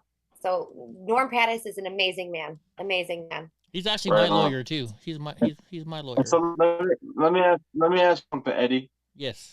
This question for Eddie. So what was the first question they asked you when you got up on the stand? Shit, I don't even remember. They asked so many. Well, who? The defense or like the? All right, so not the very first question, but like what type of questions stood out to you that you remember that they asked you? Bringing up the fact that I was a 4th degree Proud Boy. They kept trying to push that point like I'm a violent person. About how I've gotten in fights with Antifa, and one of the things they tried to make me look bad is because one day I said, hey, you know what? If here's what we'll do, the Antifa watches my videos. We'll pretend that my scooter breaks because my scooter breaks all the time. And then when Antifa attacks me, then y'all can jump in because, the whole time we're trying to find Antifa and the cops are, protecting them. So they try to make me look bad. Like, oh, so I thought you guys don't start fights. I'm like, well, we're not if they hit me first. They're like, but you're bringing them in. I said, yeah, but they're still the ones hitting me first, so. Right, but so let me ask this though. What is that? When you were on when you were testifying, what were you testifying? Like what was your testimony? What was it? Well, what was it? The defense that called you? Was it the prosecutors that called you? Yeah, the defense. Let's ask that. Who called you first? Defense or the prosecutor? The defense. I was there on behalf of the defense. So okay, and who on whose behalf did you testify for? It was for Rufio. I was on Rufio's. For Rufio. Yeah. Okay, so your testimony was going towards Rufio's trial. Yes. And it was Rufio and Carmen actually. Was everybody else? But the question. So my next question was everybody else there for different people, or were they there for Rufio? Age, were you there for a certain specific person, or were you there for how was that? Yeah, so like I said before, I was going to actually be a witness for Biggs, and I didn't like his attorney, Dan Hull, at first. I'm going to name drop. I'm sorry, but I didn't like Dan Hull, and I didn't think that his representation of Biggs was good, and that's why Norm Pattis eventually got brought on. And I was like, no, I'm not going to do this if you're going to be like this. So then they actually, Nick Smith found out about me and asked me to come on for Ethan, and so I did that, and then we never were used because we could exonerate them. So, gotcha. And then when I was sitting in the courtroom, I could have went up for anybody else, Enrique, all of them. So we were all there for the same reason, because once you go on the stand, any of the defendant's lawyers can sit there and cross you and ask you questions as well. I was there for. So let me ask. Hold on. So my next question is this: so they had you on the list on the witness list. Right. Yeah, they had the witness list since January 9th to the prosecution. They've had the witness list for a while before any of us got there. Since January 9th. Yeah. 3 days after January, 3 days actually after after it actually happened. 2023 though, because this is during the trial. So January 9th of 2023, the witness list had Oh, to be given to the 2023. Okay, Yeah. got you. Okay. All right. So January of 2023, January 9th of 2023, they had a witness list of who they wanted for who and what defendant, right? Now they were holding them as separate trials, but yet one incident, or what's that? All these 5 defendants that are sitting in that courtroom are the same trial. Okay, So same trial. You'll see it as the U.S. government versus Ethan Nordine et al. Got And it's those remainder of the 5, yeah. And like I said, like Eddie got on the stand, any of the other defense lawyers could ask Eddie, even though Nick Smith gave the cross, or not the cross, was asking the first questions and then everything. All the other lawyers could ask him questions. I don't think Rufio's lawyers. I mean, I don't think Joe Biggs' lawyers could, because they both represent me in other cases. So I think I wasn't allowed to go for them. So that was like a conflict of interest. Yeah, because so when I got oh, go ahead. All right, hold on. So my question would be this, because I'm gonna keep going down the path. So all right, so Jen Lowe, you were there on behalf of who? Enrique? Yes, I was there on behalf of Enrique. Okay. I was there to testify. So out of all the people that got picked to actually go on stand, right? It was only Eddie, and Eddie was for Rufio. Yeah, we all got completely ambushed, and Eddie was the only one that was gone of us. Okay, now imagine if they took Eddie off the stand though. The ADA, I'm sorry to say this, but the ADA could have been like, they had to be smart about this. They had to be this is what I'm trying to get at. I'm trying to piece this all together. So for Age, my next question would be for you is, what reason did they say they didn't let you go and testify? Because I believe that there was voter irregularities, yada yada yada, and bias. Okay, so they stereotyped you, and they prejudiced you. They put you in they had prejudice towards you because of your political beliefs and whatever, right? Okay, and that was the reason that they said they didn't use you, or was there some sort of legal thing, or they just were like, oh, this is why we're not using legal thing. There was no legal thing. Not being used on the stand, being there as long as I was, it really pissed me off, to be honest. Okay, and then for Jen, the reason they didn't use you is because of in the end, they couldn't. The CHS thing didn't matter to the defense team because they knew there was a big nothing burger there. Right. In the end, it was the Oath Keeper affiliate. Being friends with Oath Keepers, or knowing an Oath Keeper, or whatever the case is. Knowing the main one, the president of the Oath Keepers, that the government wanted to make that connection to me and Enrique, since we're good friends. So basically, so your statement, Eddie Block, did it incriminate or did it exonerate in a way Rufio? Oh, I think everything I said exonerated everybody. Right. Agreed, Eddie. We could have exonerated all of them. Like I think the only reason why nobody else testified. Was the best testimony. Okay, so my next question is this. So from that question, you said it, right? So then, what I'm trying to say is, why wouldn't then the whole point I'm trying to get at, because Jen made a very fucking immaculate point, and a fact of these lawyers that didn't use Age or didn't use J-Lo as a witness to exonerate their clients, right? They're not paid lawyers. They're not private lawyers that were retained by the defendants. They were given by the same pool of lawyers that all work together in the government, right? No, luckily somehow Eddie slipped in. Yeah, you kind of got that a little bit twisted. Yeah. No, the only one that has a government lawyer is... There are some public defenders on the defense team, and the public defender on the defense team comes out of New York City, where one of the prosecutors comes out. That's what I'm saying. In the same exact courtroom. That's what I'm saying. That's what Yeah. I'm saying. They're stopping you guys from testifying to help their defendants out because they're coming from the same pool of the government that is just trying to give them and pawn off. In my opinion, there's just one of them that's doing that on the defense, and that person created motions against Jen to stir the pot and cause chaos and get the defense teams into frenzy. Basically, at the end of the day, what I'm trying to say is that the defense teams are not really there to protect them, to get them out of it. They're not doing what they can because they all are. But I think for all of us, our big suspicion is the court-appointed one, because all the rest are paid for. Families are paying for that. Oh, there is private attorneys. They're all private attorneys except for one. Oh, okay, that's the one I'm talking about. See, I'm thinking they all had public defense. And the one that's not the private attorney is the one that I was dealing with, and the one that Bobby Pickles was dealing with, and the one that put the motion against Jen, and to get the other defense lawyers to go into a frenzy. Yeah. Okay. Got you. I just think I did such a great job that they didn't need to go in. Basically deterred them from calling you two as a witness. Yeah.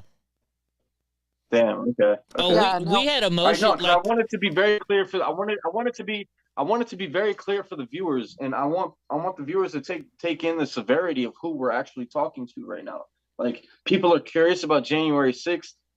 People are very, very intrigued, and people want justice. People want to know the truth, but obviously they don't get it from the mainstream media. The mainstream media doesn't have you guys on, do they?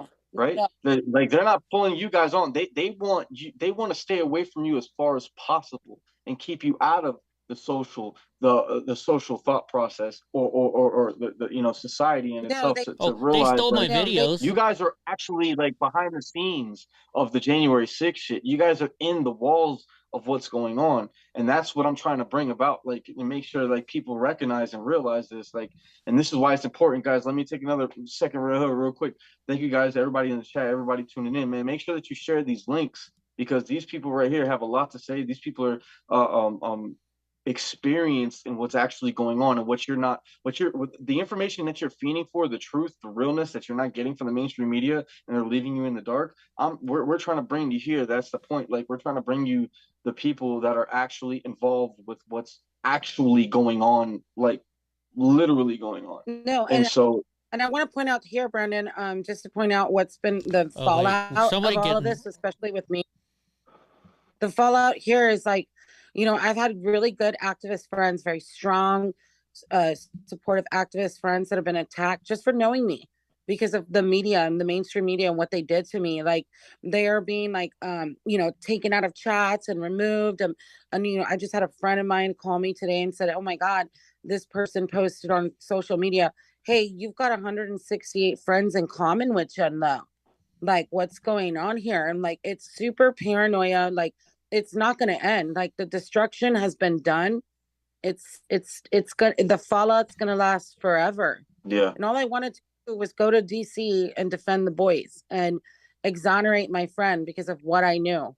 And it's just been disastrous. It's been really horrible. We have to be really careful when, like Adriana says, when a bone is thrown and it's picked up and it's just gone crazy in the media, like, you have to use discernment. You have to use discernment, do your research. There you go. That's the key. Yeah. Call out the person. Call me out. Like, I've been on all these podcasts like yours.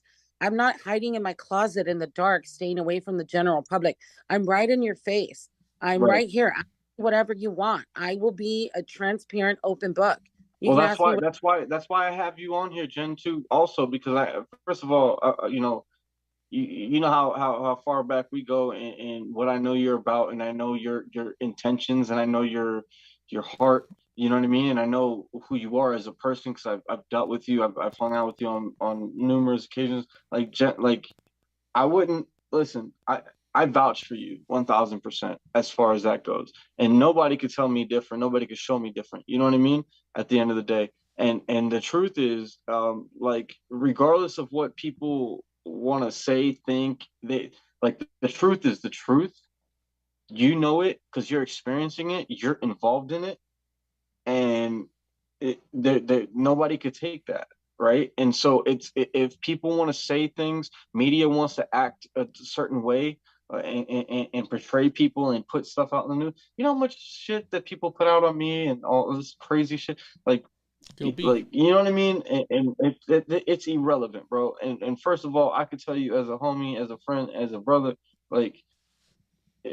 First of all, ain't nobody gonna threaten me like and put fear into me because I know Jen Lowe. Like, what are you gonna do? Like, you gonna beat me up about it? I doubt it. You went sideways, B. Like, huh? You're sideways, and I don't did? worry. Yeah. Am I really? Now you're back. Now you're back. Okay. All right. I'm trying to find that link, that video I sent of you of I sent to you from Matt Walsh. But you sent it to me earlier. I love you for saying that, and I just want to tell you and Eddie and Adriana tonight, and some of your other audience here, that something Norm Pattis told me when me and hat that I don't. Starbucks with the defense team. He said, "Here's where you're gonna separate the wheat from the chaff. Here's where you're gonna find out who the real patriots are, who your real friends are." He's like, "I'm so sorry this has happened to you, and you're a victim in this, and you're an amazing woman."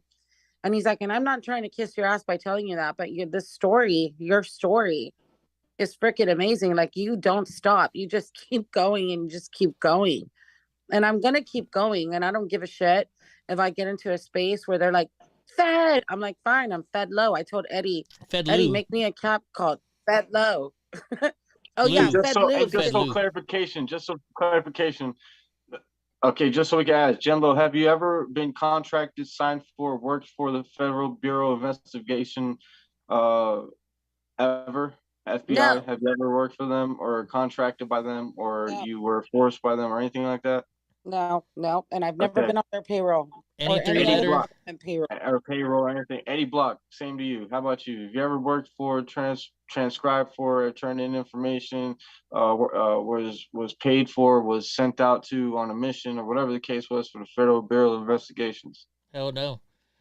Only thing I ever did is they raided my house. Hey, I already know. I ain't gotta ask you. They raided my house, right? Absolutely not. Nope. When the cops, hold on. Right off. When the FBI raided my house, they're showing me pictures, and they show me a picture, and they're like, "You know who these people are?" And it's me standing next to Enrique. So it's like, I can't say no. I'm like, well, yeah, that's Enrique. Then they showed me a picture of me and Rufio. They're like, "You know who this guy is?" I'm like, "Yeah, that's me." They're like, "No, the other guy." So, I mean, you can't lie. I mean, it's not like I can say no. And I mean, it's Rufio. Like, they don't know who Rufio and Enrique are. That's as far as my testimony. I would have been like, man, look, be like, could be not. I don't know, homie. But like, you ain't gotta talk to them. Like, you really don't have to answer them for no reason. I'm not saying you did. No, I'm not saying you did. I'm just saying, like, me personally, I'm like, yeah, I like, clearly I'm standing next to somebody. Yeah. Reno in the building with the 499 drop. Thank you, man. This night, Brandon, glad to see you back. Also blocked Inky. Also, you blocked Inky. We blocked Inky. I didn't block anybody. Who blocked Inky? Why would I block Inky? I love Inky. Hold on. Why would I block Inky? I love Inky. Who's Inky? Inky Fox. Oh my boy. He's from Colorado. He's a crazy ass bro. He's one of our good friends. Hold on, let me text him. That's my bro right there. Don't be blocking Inky. What the fuck? Shout out to Inky, dog. Shout out to Inky. What's up, Inky? Fuck. I always had love for that fool. Yeah, you never had no, man. That's my boy. That's my bro. Man, Brandon, he's good, thank you for having the space tonight and letting us like release like the real truth. It's been like we've all been in a pressure cooker where like the right wing media is just wanting their headlines and their clickbait and their advertisers. And we've all like, your boy Thad, he called out to Jim Hoft, spoke to him, interviewed with him, was like, yo, I know what she's talking about because I've been privy to all this shit. We had our girl Laura Lee call Jim Hoft. She did an interview with him. When he posted his supposed retraction, you want to know what the headline was? This is gonna like be mind blowing for you. It said, "Proud Boy organizer Jen Lowe, FBI informant, calls in to say her side of the story." And I'm thinking to myself, dude, you're a journalist. Why should I be calling you? You should be calling me. You're the journalist. Do your job. And I am not a Proud Boy organizer because why? Can you and Eddie please explain to the audience why that would never be a thing? Because you don't have a Well, dick. Exactly. Exactly. You. Exactly. Amen. What Yeah. the hell? Can I start the mushrooms now? Yeah, man, dude. Cheers right now to you, Brandon. I just poured my first glass of wine because, oh my God, this has been, I wanted to be like really with my head clear in this interview with you and your audience, be very transparent. But yeah, I'm going to have a glass of wine now because this has been, you have no idea what I've been through, the shit that's been thrown at me, random people I don't know, people hating on me, like, you snitch. I'm like, well, I mean, if you don't like yo, snitching on, I don't know hey, what to look, let me tell you something, Jen. And I'm not gonna sit here and be like, yo, I know because I've been through the same shit, and you know I've been through the same shit. Yeah. But it's a lot different when a female has to go through that too, because I'm not worried about somebody walking up on me.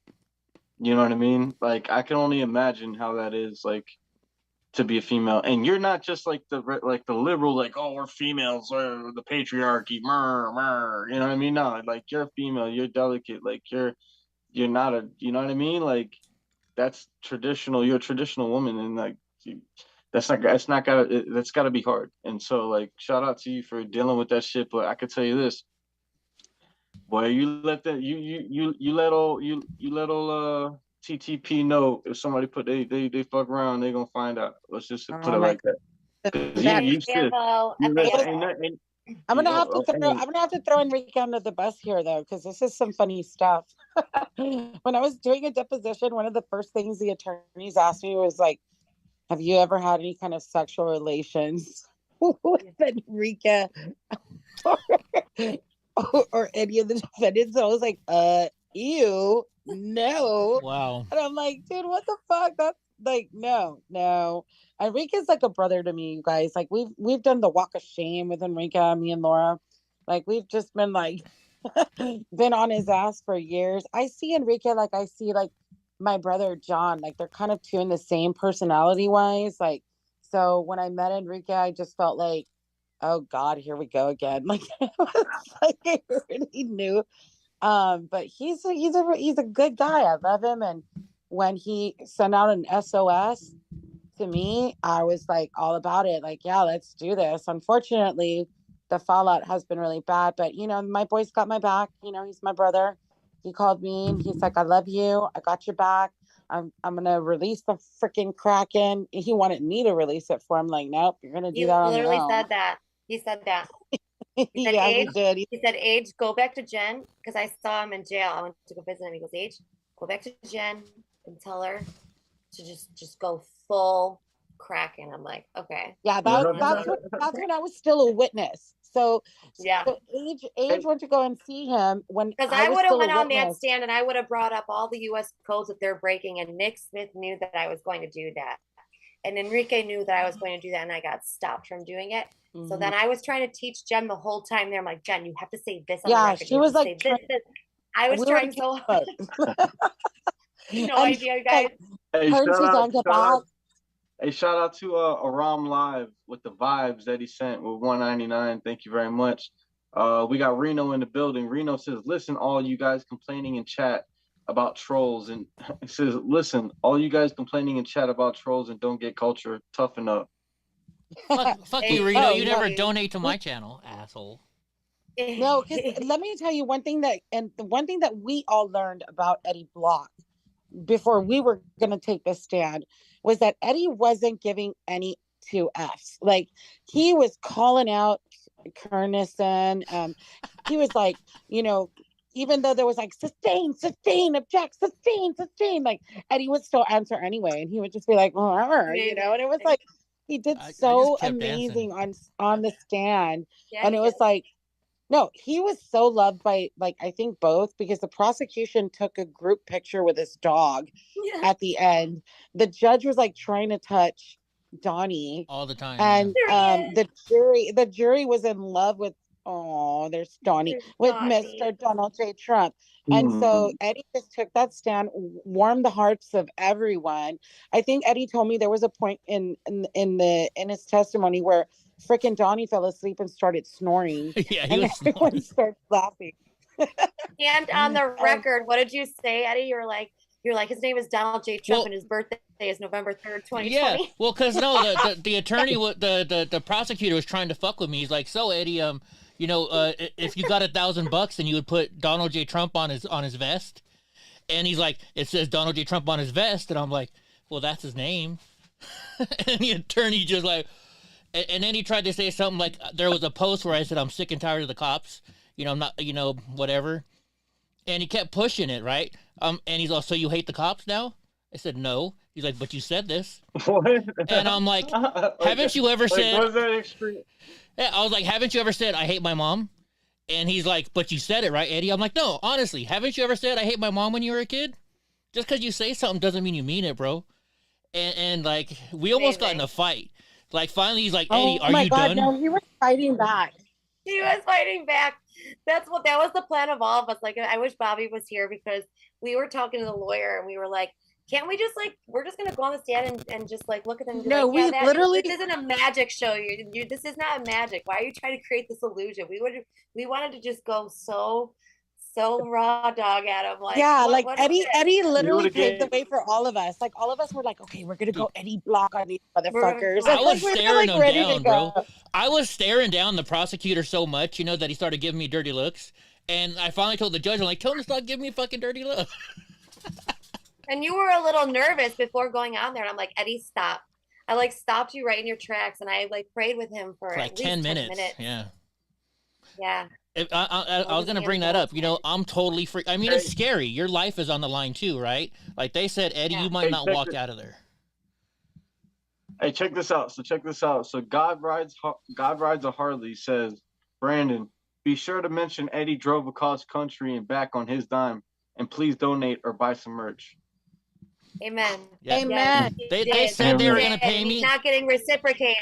They're not paying me He's back. not getting reciprocated by this freaking public defender. By one of That's Eddie's right. disavowed caps because it represents all of us witnesses that were disavowed or impeached on being a witness. And Eddie came up with this awesome idea to do these disavowed caps. And I can't wait to wear one of my disavowed caps to the next Republican meeting. And if they give me any shit, I'm going to be like, shut up. You're talking to Fed Low now. Disavowed. Dude, I even got into a fight with the lawyer. Like they were there. I got into a fight with him, like verbal, like legitimate war with this guy. He actually came up. He apologized to me. Whose lawyer?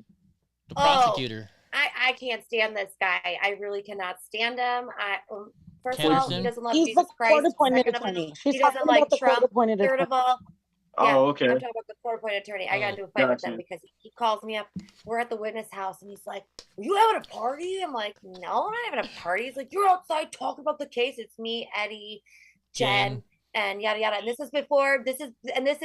is why he was doing it, because he was making the motions to try to pin Jen as this like crazy CHS yada yada yada because what the government was doing. So he's calling me bitching and telling me he's gonna call the cops, and I'm like, "Whoa, dude! Like, who the hell are you to talk to us like this? Like I don't know who you think you are." And then he's like, "You have Norm Pattis in the house." I'm like, "You're off your rocker, man." I'm like, "Are you on the Chompers?" Because that's what he called it, champagne chomper. He's like, "This is a guy who drinks champagne for his drink."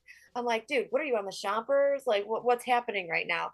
Well, you gotta admit, there was one person there that looked like there was a person there that did look like whatever. What cameras in that house that they're spying on us anyway? They're like spying on us in the house. So like we're in there the last day that me and Jenny are there. We like sat in the courtroom because we were already forfeited, right? And so he's looking at me, and then he's looking at Jenny and shaking his head, and I look at him, and he looks at me again, like because he's looking at me staring. I'm like, I literally just mouthed off to him like, "This is exactly what I'm like, what bitch? Like just what bitch? Like what are you looking at?" Yeah, she did that. Literally She did that right next to me, and I was like, "What the hell's "What, going on?" bitch?" She's like, "This guy's giving you a dirty look." He looked at me like shaking his head, trying to like, still like go with his little narrative. And freaking Adriana goes, "What, bitch?" And then I looked at Enrique, and he's like giving me the arms up, and he's like, "Stay strong," and like kind of like because we can't speak to each other. And Enrique goes, "Are you okay?" And I went like that to him with my hand, like so. Oh, I and talked he's to like him. with his arm. Yeah, he's like his arm in the air. He's like, "You stay strong," and I was like, "I got it, bro. I got it." But like, it was crazy, man. It's a crazy. Yeah, It was a that's what he crazy Dude, did. Yeah. I experience. walk in It the was the court, right? craziest experience. So when I walk in the court, I got Donnie and it says Donald J. Trump on his service vest, and I put a red tie on him. And Enrique looks over at me, and I'm like, "Hey, Enrique, you like Donnie's tie?" And he's just like, "Fuck it, Eddie." He had the red tie on. Yeah, I did. So hey, so some of the questions. Hey, so check this out. So when you went on the stand, right? You were questioned by the defense and the prosecution, right? Yeah, multiple defense and the prosecution. Yeah. Multiple defense and prosecution. Okay, so the other defense lawyers for the other defendants, such as Joe Biggs, Enrique, and what's Rufio's name again? Let's not give out his real name. Or it doesn't I mean, matter. it's Ethan, already right? out there. It's Ethan Ethan, Northeast. yeah, it's Ethan. Ethan, Enrique, and Joe. And so you were there for Ethan, but the lawyers for Joe and Enrique questioned you as well, as well as the prosecutor. Enrique's for the prosecution, did. Joe's couldn't. Joe's lawyers are also my lawyers, so they couldn't. Okay, question so me. yeah, so there was a conflict of interest. So just basically the two defense lawyers from Ethan and Enrique questioned you, correct? And also Real As well Zach's lawyer too. Who? Zach Real, his lawyer. Carmen Hernandez, she questioned Zach. me too. Okay, and Zach. Okay. All right. So when the prosecution questioned you, right? Yeah. Their line of questioning, what was it geared towards? What were they trying to prove, or what were they trying to get you to say happened? Like, what was their goal questioning you? They were trying to get me to say that we had a plan, that there was a plan throughout the whole entire thing. They were trying to just make me look bad, make other Proud Boys look bad, saying that we were there just to fight, just to start trouble, you know. Like we brought up Portland, you know, and so they showed a video of Portland to where we're rolling over, we're spraying Antifa, you know, and he only showed the part where we're spraying Antifa with mace. And I was like, why don't you show the 10 seconds? But they weren't showing when they were throwing fireworks. Yeah.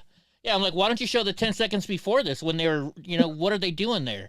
We had actually moved that day, so Jen was actually running that event. Yep. I'm gonna tap in here. So we organized that event with Latinos for Trump and some other people. The Proud Boys didn't want anything to do with that event. They were not going to go to the waterfront park or whatever in Portland. So we moved that event. I was on the phone with Tiny and some other people. I'm like, hey, we need to move it because the city, which by the way, we have tort claims against them now. And we are actually filing lawsuits on the city of Portland for putting us in so much tremendous danger for their slanderous accusations in their press conferences. We were called the Summer of Love, and they called their press conference "We Choose Love." It was so crazy. Like, what? Oh my God, y'all are freaking crazy. And they even brought in like a girl from Charlottesville that was investigating Charlottesville to come in and say, yeah, they're bringing white supremacists to town. And I'm like, I'm Latinos for Trump. Like, how am I a white supremacist? I'm from the border town, like a fucking Hispanic, but whatever. So I told Tiny, I was like, yeah, we're pulling the carpet out from this. And I got into chats and I was like, we're going to move the event to somewhere else. And so there was a guy in there that was like, hey, there's this empty Kmart parking lot. Let's move it. So we did. And we made the announcement, canceled, waterfront canceled. We will announce where we will be at 9:00 this morning, because that wasn't going to give them any time to like come and ambush us, right?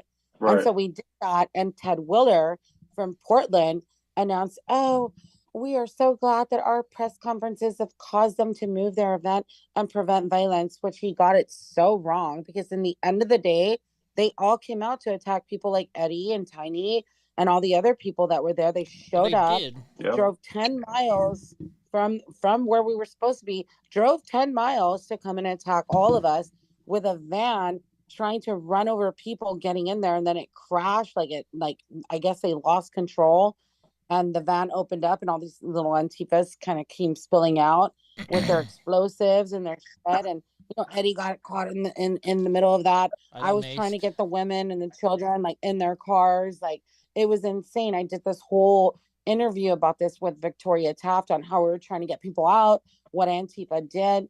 I mean, Yeah. The whole journey, the whole thing, and then this being brought up in court. I'm like literally texting Enrique's mom at the time, like, that was me. I was an organizer for this. Or Eddie's bringing this up, and I was so glad what Eddie did, because he's like, well, you're not showing what they did before, which what Eddie meant was they were trying to kill people getting in there. Yeah, what I said was, I'm like, you're not you show this video. I said, but we had moved stages, we had moved areas, but yet you're not. What are they doing there? They came there to attack us.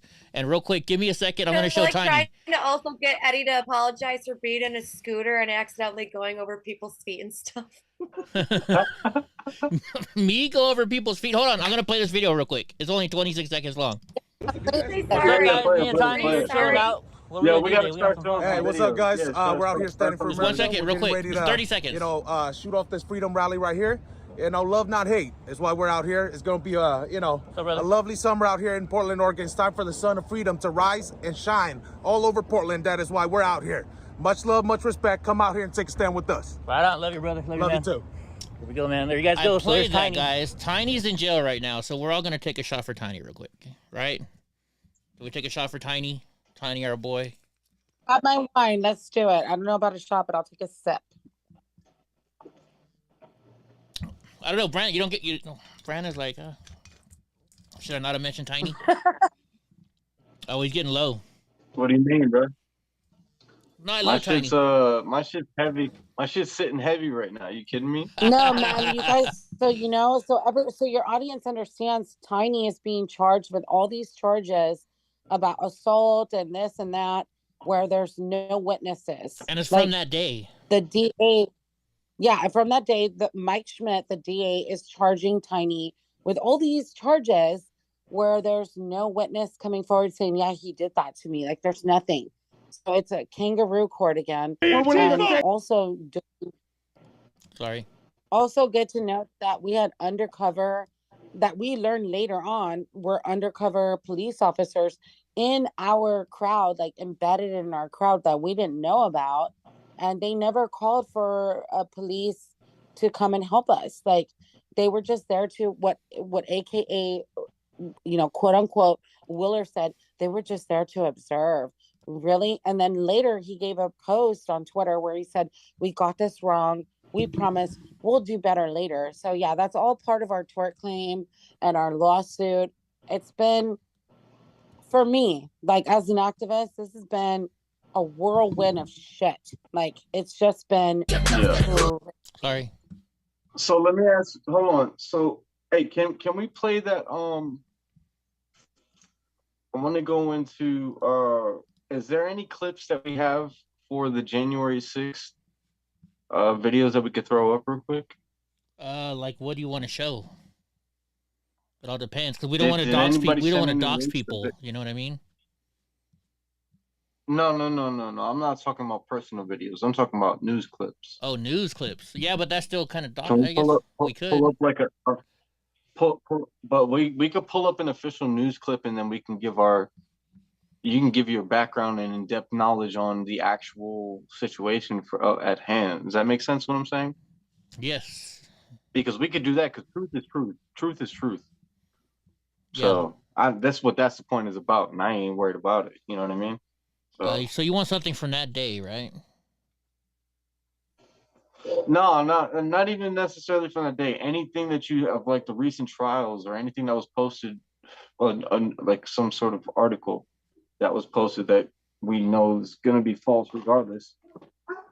Well, let's see. Let me try and find something real quick. Just give me a second. Try not to show too much violence, because it'll strike the video. I'm just trying to show something pretty short. Everything's over an hour long. Is there any lawyers? Is there any clips of the lawyers talking? No, I got Vice News. Vice is, fake as hell. Let's see what they're saying. Many Trump rallies. I think Vice is distraction. On the surface. Vice what?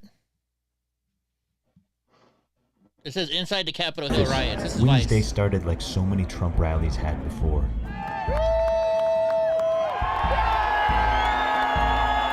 but the anger and the tension felt more intense. Congress was about to confirm Joe Biden's presidency, and most here were convinced it was a fraud. Do you think people are angry today? No, we can't say that because we're gonna get kicked. Just that one word right there is gonna get us kicked off of YouTube. Yeah, let's not do that. Yeah. Well, girls, what do you want to say? Isn't that bad? Isn't that bad that we gotta bow the knee to big tech and YouTube and censorship and not saying what our opinion or what we feel we've experienced firsthand? Like, isn't that just to show where we are right now? Right? Like, how sad is that, bro? Like, we're at a point in time to where we are in. We're no longer in a republic, bro. So we're not in a democracy. I'm showing some videos still from Portland for you guys. No, I was trying to say show some videos of like the January 6th stuff, dude. Like the trials. I don't know if they have any. But no, you can't because there are no videos for the trial. Number one. There's no media coverage, huh? No, you're not allowed in there. No, I mean all you get is some articles written and then some left leaning live tweeters. So here, what about Aram Live? Read his question, Brandon. Huh? Aram Live says, what is the equivalent of the Proud Boys or Latinos for Trumps today? Is there any organization that I could be part of in Southwest California? Southwest California? You mean like Ocean View? Like, or San Diego? No, I think that's San Diego. Like Southwest California, like what? Like Elsinore? Well, I mean, if they're talking about Latinos for Trump, I could tell you that right now we're battling the Secretary of State from Latinos for Trump. They're trying to. Hey, change. Get those images. Sorry, hold on. Change those images off the. They're off. No now. violent images, my guy. Oh no, they're all blurred out. Don't worry. Yeah. I blurred them already. They're good. That video has been up forever. Yeah, so we don't want to. We want to dissolve and make it Latinos United for America, which is what we decided to do a couple years ago. But the Secretary of State is holding us hostage to their fees. And they're like, oh, we can't, sorry, we can't dissolve. We can only do this, da-da-da. So the fees of thousands of dollars are stacking up because the Secretary of State, once again, through everything else we've been dealing with, is super corrupt. So we're trying to figure that out right now. But you could get involved with Latinos United for America, which is something we're looking at. LLC, we don't know. We don't want to be a part of a 501c3 or 501c4 anymore because California is so corrupt in that sense. So we've been looking at different legal options. So hang on tight. We're working on it. Yeah, right on. All right. This is only Mr. Bill. Huntington Beach probably has groups to look into. Huntington Beach area probably has groups to look into. Yeah, Huntington Beach for sure. San Diego. Let's see. Restream bot on YouTube says Jeannie Smith says the powers that be say no free speech for you. Got news for them. LOL. Yeah. Mike Jones says the new group of Idaho is booming. Out of Idaho is booming. Castillo says born to Chud World, PsyOp, Seed, and Code 1989. I am incel, man. Whatever. Yeah, I didn't understand that one. Probably.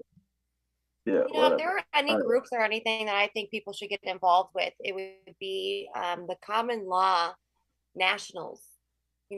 Becoming a God's Common Law National. Get involved with those types of groups to stand up against this real tyranny. That's the groups that I think about becoming sovereign and no, not even sovereign. We're not gonna they will just throw you away if you try to say I'm sovereign. They'll be like, yeah, screw you, you're sovereign. You gotta literally sit there and say that you are a God's Common Law National. That's what you have to say. Those are the God's type of Common groups Law National. And there are groups out there that do it. I think. And you know what I call that? That's basically what I am. I just never broke it down that far. I'm a constitutionalist. I believe in I believe in our Bill of Rights. I believe in our God-given laws. and our God-given rights. You know what I mean? Like that's what I believe in, and that's as far as it goes. It should go for me. Like, you know what I mean? So Aram says he's So in San Diego. So in San Diego, so he we asked about tracking. Proud Boys. We There is a tracking. Proud Boys group down there. What else? They got a lot of There's a lot of groups in San Diego. There is Oh my gosh, I'll send you a link later on. I'll put it up in a second. There's the Eagles Forum. That's it. Eagles Forum in San Diego. My friend, she's really good. But Jen knows them all. And speaking of San Diego, October 15th, Jen and Adrienne are helping me with this. I have a whole bunch of Angel Mom friends, and they want to do an event at the border. And there's going to be Angel Mom speaking. If you don't know what an Angel Mom is, an Angel Mom is somebody who's had their son or daughter killed by an illegal alien. So they're going to be speaking at the border. We're going to have Border Patrol agents speaking at the border, and also some congressmen, anybody we can get out there. We're trying to get Travis Allen, who ran for governor of When California. is this? October 15th. So Okay. Agnes Where Gibney at the San Diego border, San Isidro Point. Okay. Yeah, So I think no, and I'm willing to help her and everything I can. I've met so many angel moms. I am a friend of lots of angel moms in my own city, border town, but there's also angel friends. I think that's a really big thing. Part of my testimony is being involved in the cartel. Like, my family was really involved in the cartel. La Barbie, from the Sonora cartel, played street football right outside my house. He was on the United High School football team with my brother. We were basically untouchable. No one could fuck with me. I would go to Mexico from and across all the time. No one would mess with me because of who my brothers were, but they are now living a different life. They were not snitches. None of us are. Like We'll you. never be. We will never be. And they're living better lives. They did a hard time, to protect us and their sisters and brothers and their friends. So they took the heat, just like Enrique did for that banner. He didn't burn that banner. If y'all believe that, I've got some oceanfront property to sell you in freaking Arizona. Yo, I was literally right there. I know Enrique didn't do it. No, he didn't. But he took I was the right there. I was right there when it happened, bro. Yeah, he Like, I didn't do know it. he didn't do it. I know. He But took the heat for it. He took the heat. And you know what? it- And I'm gonna be honest with you, bro. I didn't agree with them pulling that down like that either. yeah, I know. But I mean, it's code. Like, he's a leader. Like, But that at the was same time, I don't think the people who brought it down like that even knew that was like a church, or like, I don't think that wasn't even in the thought process. It was just like, oh, look, the sign that they tear, and I, to be honest with you, like, I was legitimately right. Like, I seen it happen. Like, it was Enrique had nothing to do with it, bro. I know, but he took the rap. Look, and that's what a lot of our families have done in this border war with the cartels, with Sonora and Zetas and the border wars. Like, I came into politics not knowing anything about politics. My experience was mostly cartel, mafia. I come from a mafia family. I come from an embattled, state with my friends and my family, and a lot of us lost a lot of people that we love. They were executed, burned alive in the trunks of their car, executed in ditches. There was guns pointed to my head. I can't even count by the time I was 14. So I come from a whole different experience in this movement. And when Donald Trump came on stage and said all the things that he said, I believed in him. I believed that he could make our borders better. And that's all I've really ever fighted for. Now my brothers are doing good. Thank God they're all out of prison, still alive and living their good life. Not really good. Some of them not so good. Some of them pretty good. But we're all surviving. Yeah. And now that this attack has happened on me, my brothers are seeing it. They're like, holy shit.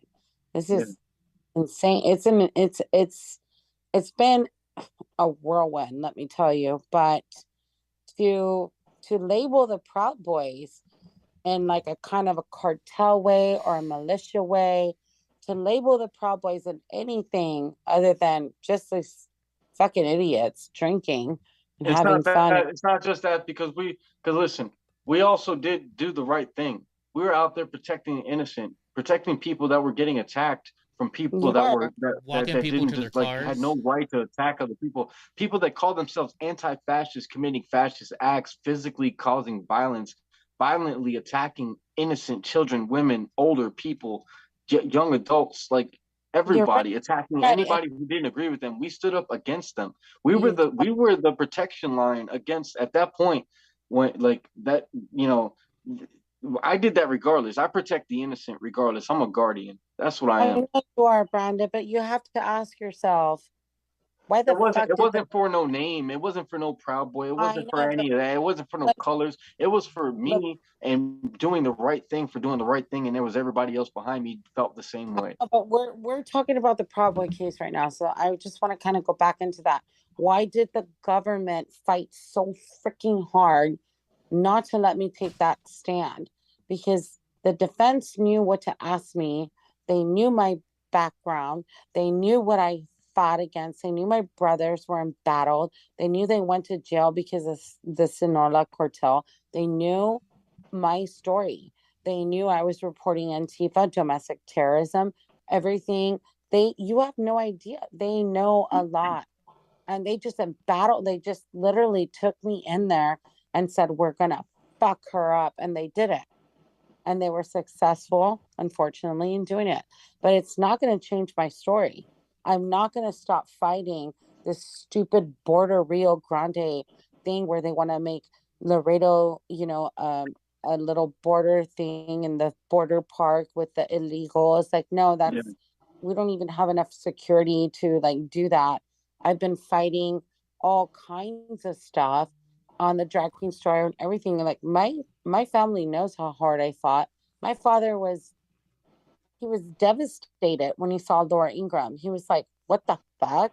Like, holy shit. I had a target on my back when I was 10 years old by the mafia. Are you kidding me? Like, or not the mafia. I want to say cartel. That's probably better. They wanted to kill like his brothers and sisters because of what he knew. And he was about to go to jail for a really long time. And he did. He went to jail for a really long time so that none of us got destroyed in all this shit. Yeah. There's a lot of things a lot of people don't know about me, about my life.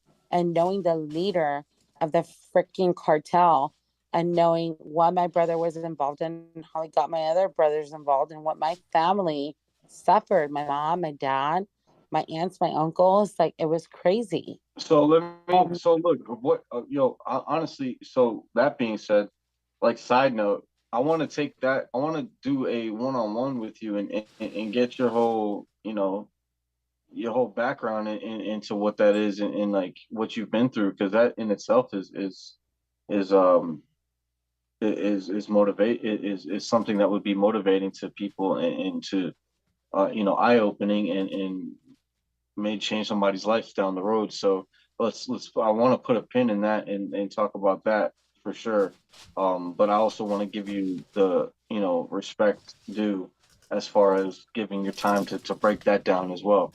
I think that's a lot to unpack, because knowing your background and who you are and what you've been through and like how your character is, that plays a lot into what they are trying to portray you as the opposite. You know what I mean? I am the number one person, I can guarantee you, in this government, in this corrupt government, that has been working with the cartels, with the border cartels, nuestras, the Sinolas, the Zetas, all of them.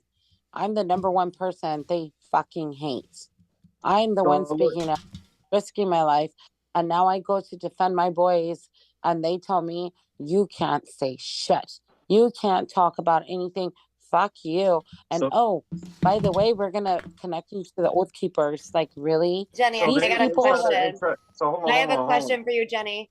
2.5 or 3? I don't know what you mean. Like, well, how many drinks are you on right now? 2.5 or 3? Oh, I'm on 2. Oh, I'm not gonna get. When Listen, she you hits guys. Y'all 4, said cheers, and I acknowledged that I was gonna take a glass of wine, and I said I acknowledge that. Yes. Listen, you guys, it's getting late for me. All right, yeah. I'm gonna have to get Yeah, up. let's go ahead and start wrapping this up then, guys. there you All go. right. Yeah, agreed. But Yeah, the we'll mushrooms are do another kicking in. good show on it. But it's important. My testimony is not secret. Just like me reporting to the FBI, it's never been secret. Got But you. if we want to report to the FBI or the DHS or the CIA or anyone, then where the fuck do we go? Where the fuck do we go? Right. All right, guys. So look, let me recap real quick. All right. So thank you everybody to the guests and panel that you guys have came on today. Thank you so much for tuning in, for joining me on this live stream, for taking your time out.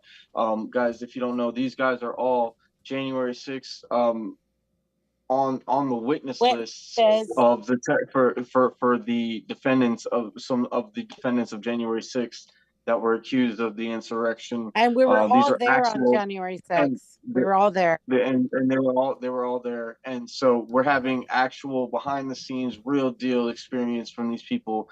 So go back, check them out. Everything in this stream has been up there. I'm gonna let these guys go. Thank you so much for tuning in. 1 second. Yeah, there you go. Age, Age, go ahead. I know you got to go. Thank you for fucking coming on, and Hey, you know, I appreciate you. appreciate it. I will Thank you, talk to guys. Joseph. you Yeah, for sure. absolutely. I'll talk to you guys later. Thank you so much. Have a good night. Love y'all. Bye. All right. All right. So Jenny, thank you also for coming on. Yeah, You I are just want to amazing. say, like, thank you for letting me tell my story. My story is my story. I will never back down. I'm not going to stop fighting. I'm a truth teller, and if the government wants to take me out using my own site, then that's fine. I'm still going to fight. I'm still here to fight. By the way, I think Elsa just showed up. God's child Aldegar. I don't know how to say your last name, Elsa, but I think Elsa just showed up. Oh, right on. Isn't Shout that out Elsa? if that is Elsa. And Yeah, Joseph said thank you, 20 Jen. bucks. Yeah, I'm gonna get to that right now. Jen, thank you so much for coming on and taking your time to come in, and everything that you've been through, man. You know, you already know as much love and respect, man. I know what you go through and how hard you work, and what you do and your intentions, and like where your heart is.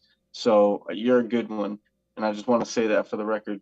So thank you for what you've done and what you're doing. Thank you for coming on. I'm gonna bring you on again. We're gonna do a one-on-one interview of who you are, background. We're gonna do all that. We're gonna do a dive into you so people could know. And so thank you again for everything. Love you. You know what I'm saying? Yeah, that is Elsa, by the Man, way. I love you, Brandon. I love you guys. I love you guys so much. All of you. Love you. Always. What was And it? then Eddie Block, my guy. What's up, bro? So all right. So thanks, brother, for helping out, man. And you already know I appreciate you, bro. Shout out to let's get one last thing. It says by Joseph Dominguez. Shout out with the 20 spot. He says, Brandon, I literally have been subscribed for a year, and I'm pretty sure YouTube blacklisted your content. And this live showed me. In this live showed me. Love what you do, bro. Appreciate you, man. Much appreciated, man. We love you guys too, man. Thank you for tuning in. Get a couple more of these things in real quick. Good night, everybody. God's child. That's Elsa. Hey guys, what's up? That's Elsa. What's That's up, Elsa. Elsa? Yeah, guys, make sure that you guys share this link, man. Love Share this Elsa. live. Love you, Elsa. Yeah, shout out Eddie Block Films, man. Guys, check him out. Subscribe. Make sure that you're all on his Rumble, on his Facebook, everywhere. Eddie Block Films everywhere. Yeah. So Eddie Block, you are the man in charge here. You're gonna cut this stream, man. Yeah. And so I just want to say thanks to everybody tuning in. Thank you guys. Share this link, subscribe, make sure that you let's beat the freaking algorithm as they got us shadow banned, blacklisted, as you guys already know. So share that freaking link, hit that button, subscribe, notification bell, put it to all so that you always get content lined up when we're popping. Thank you guys for tuning in, and that's the point.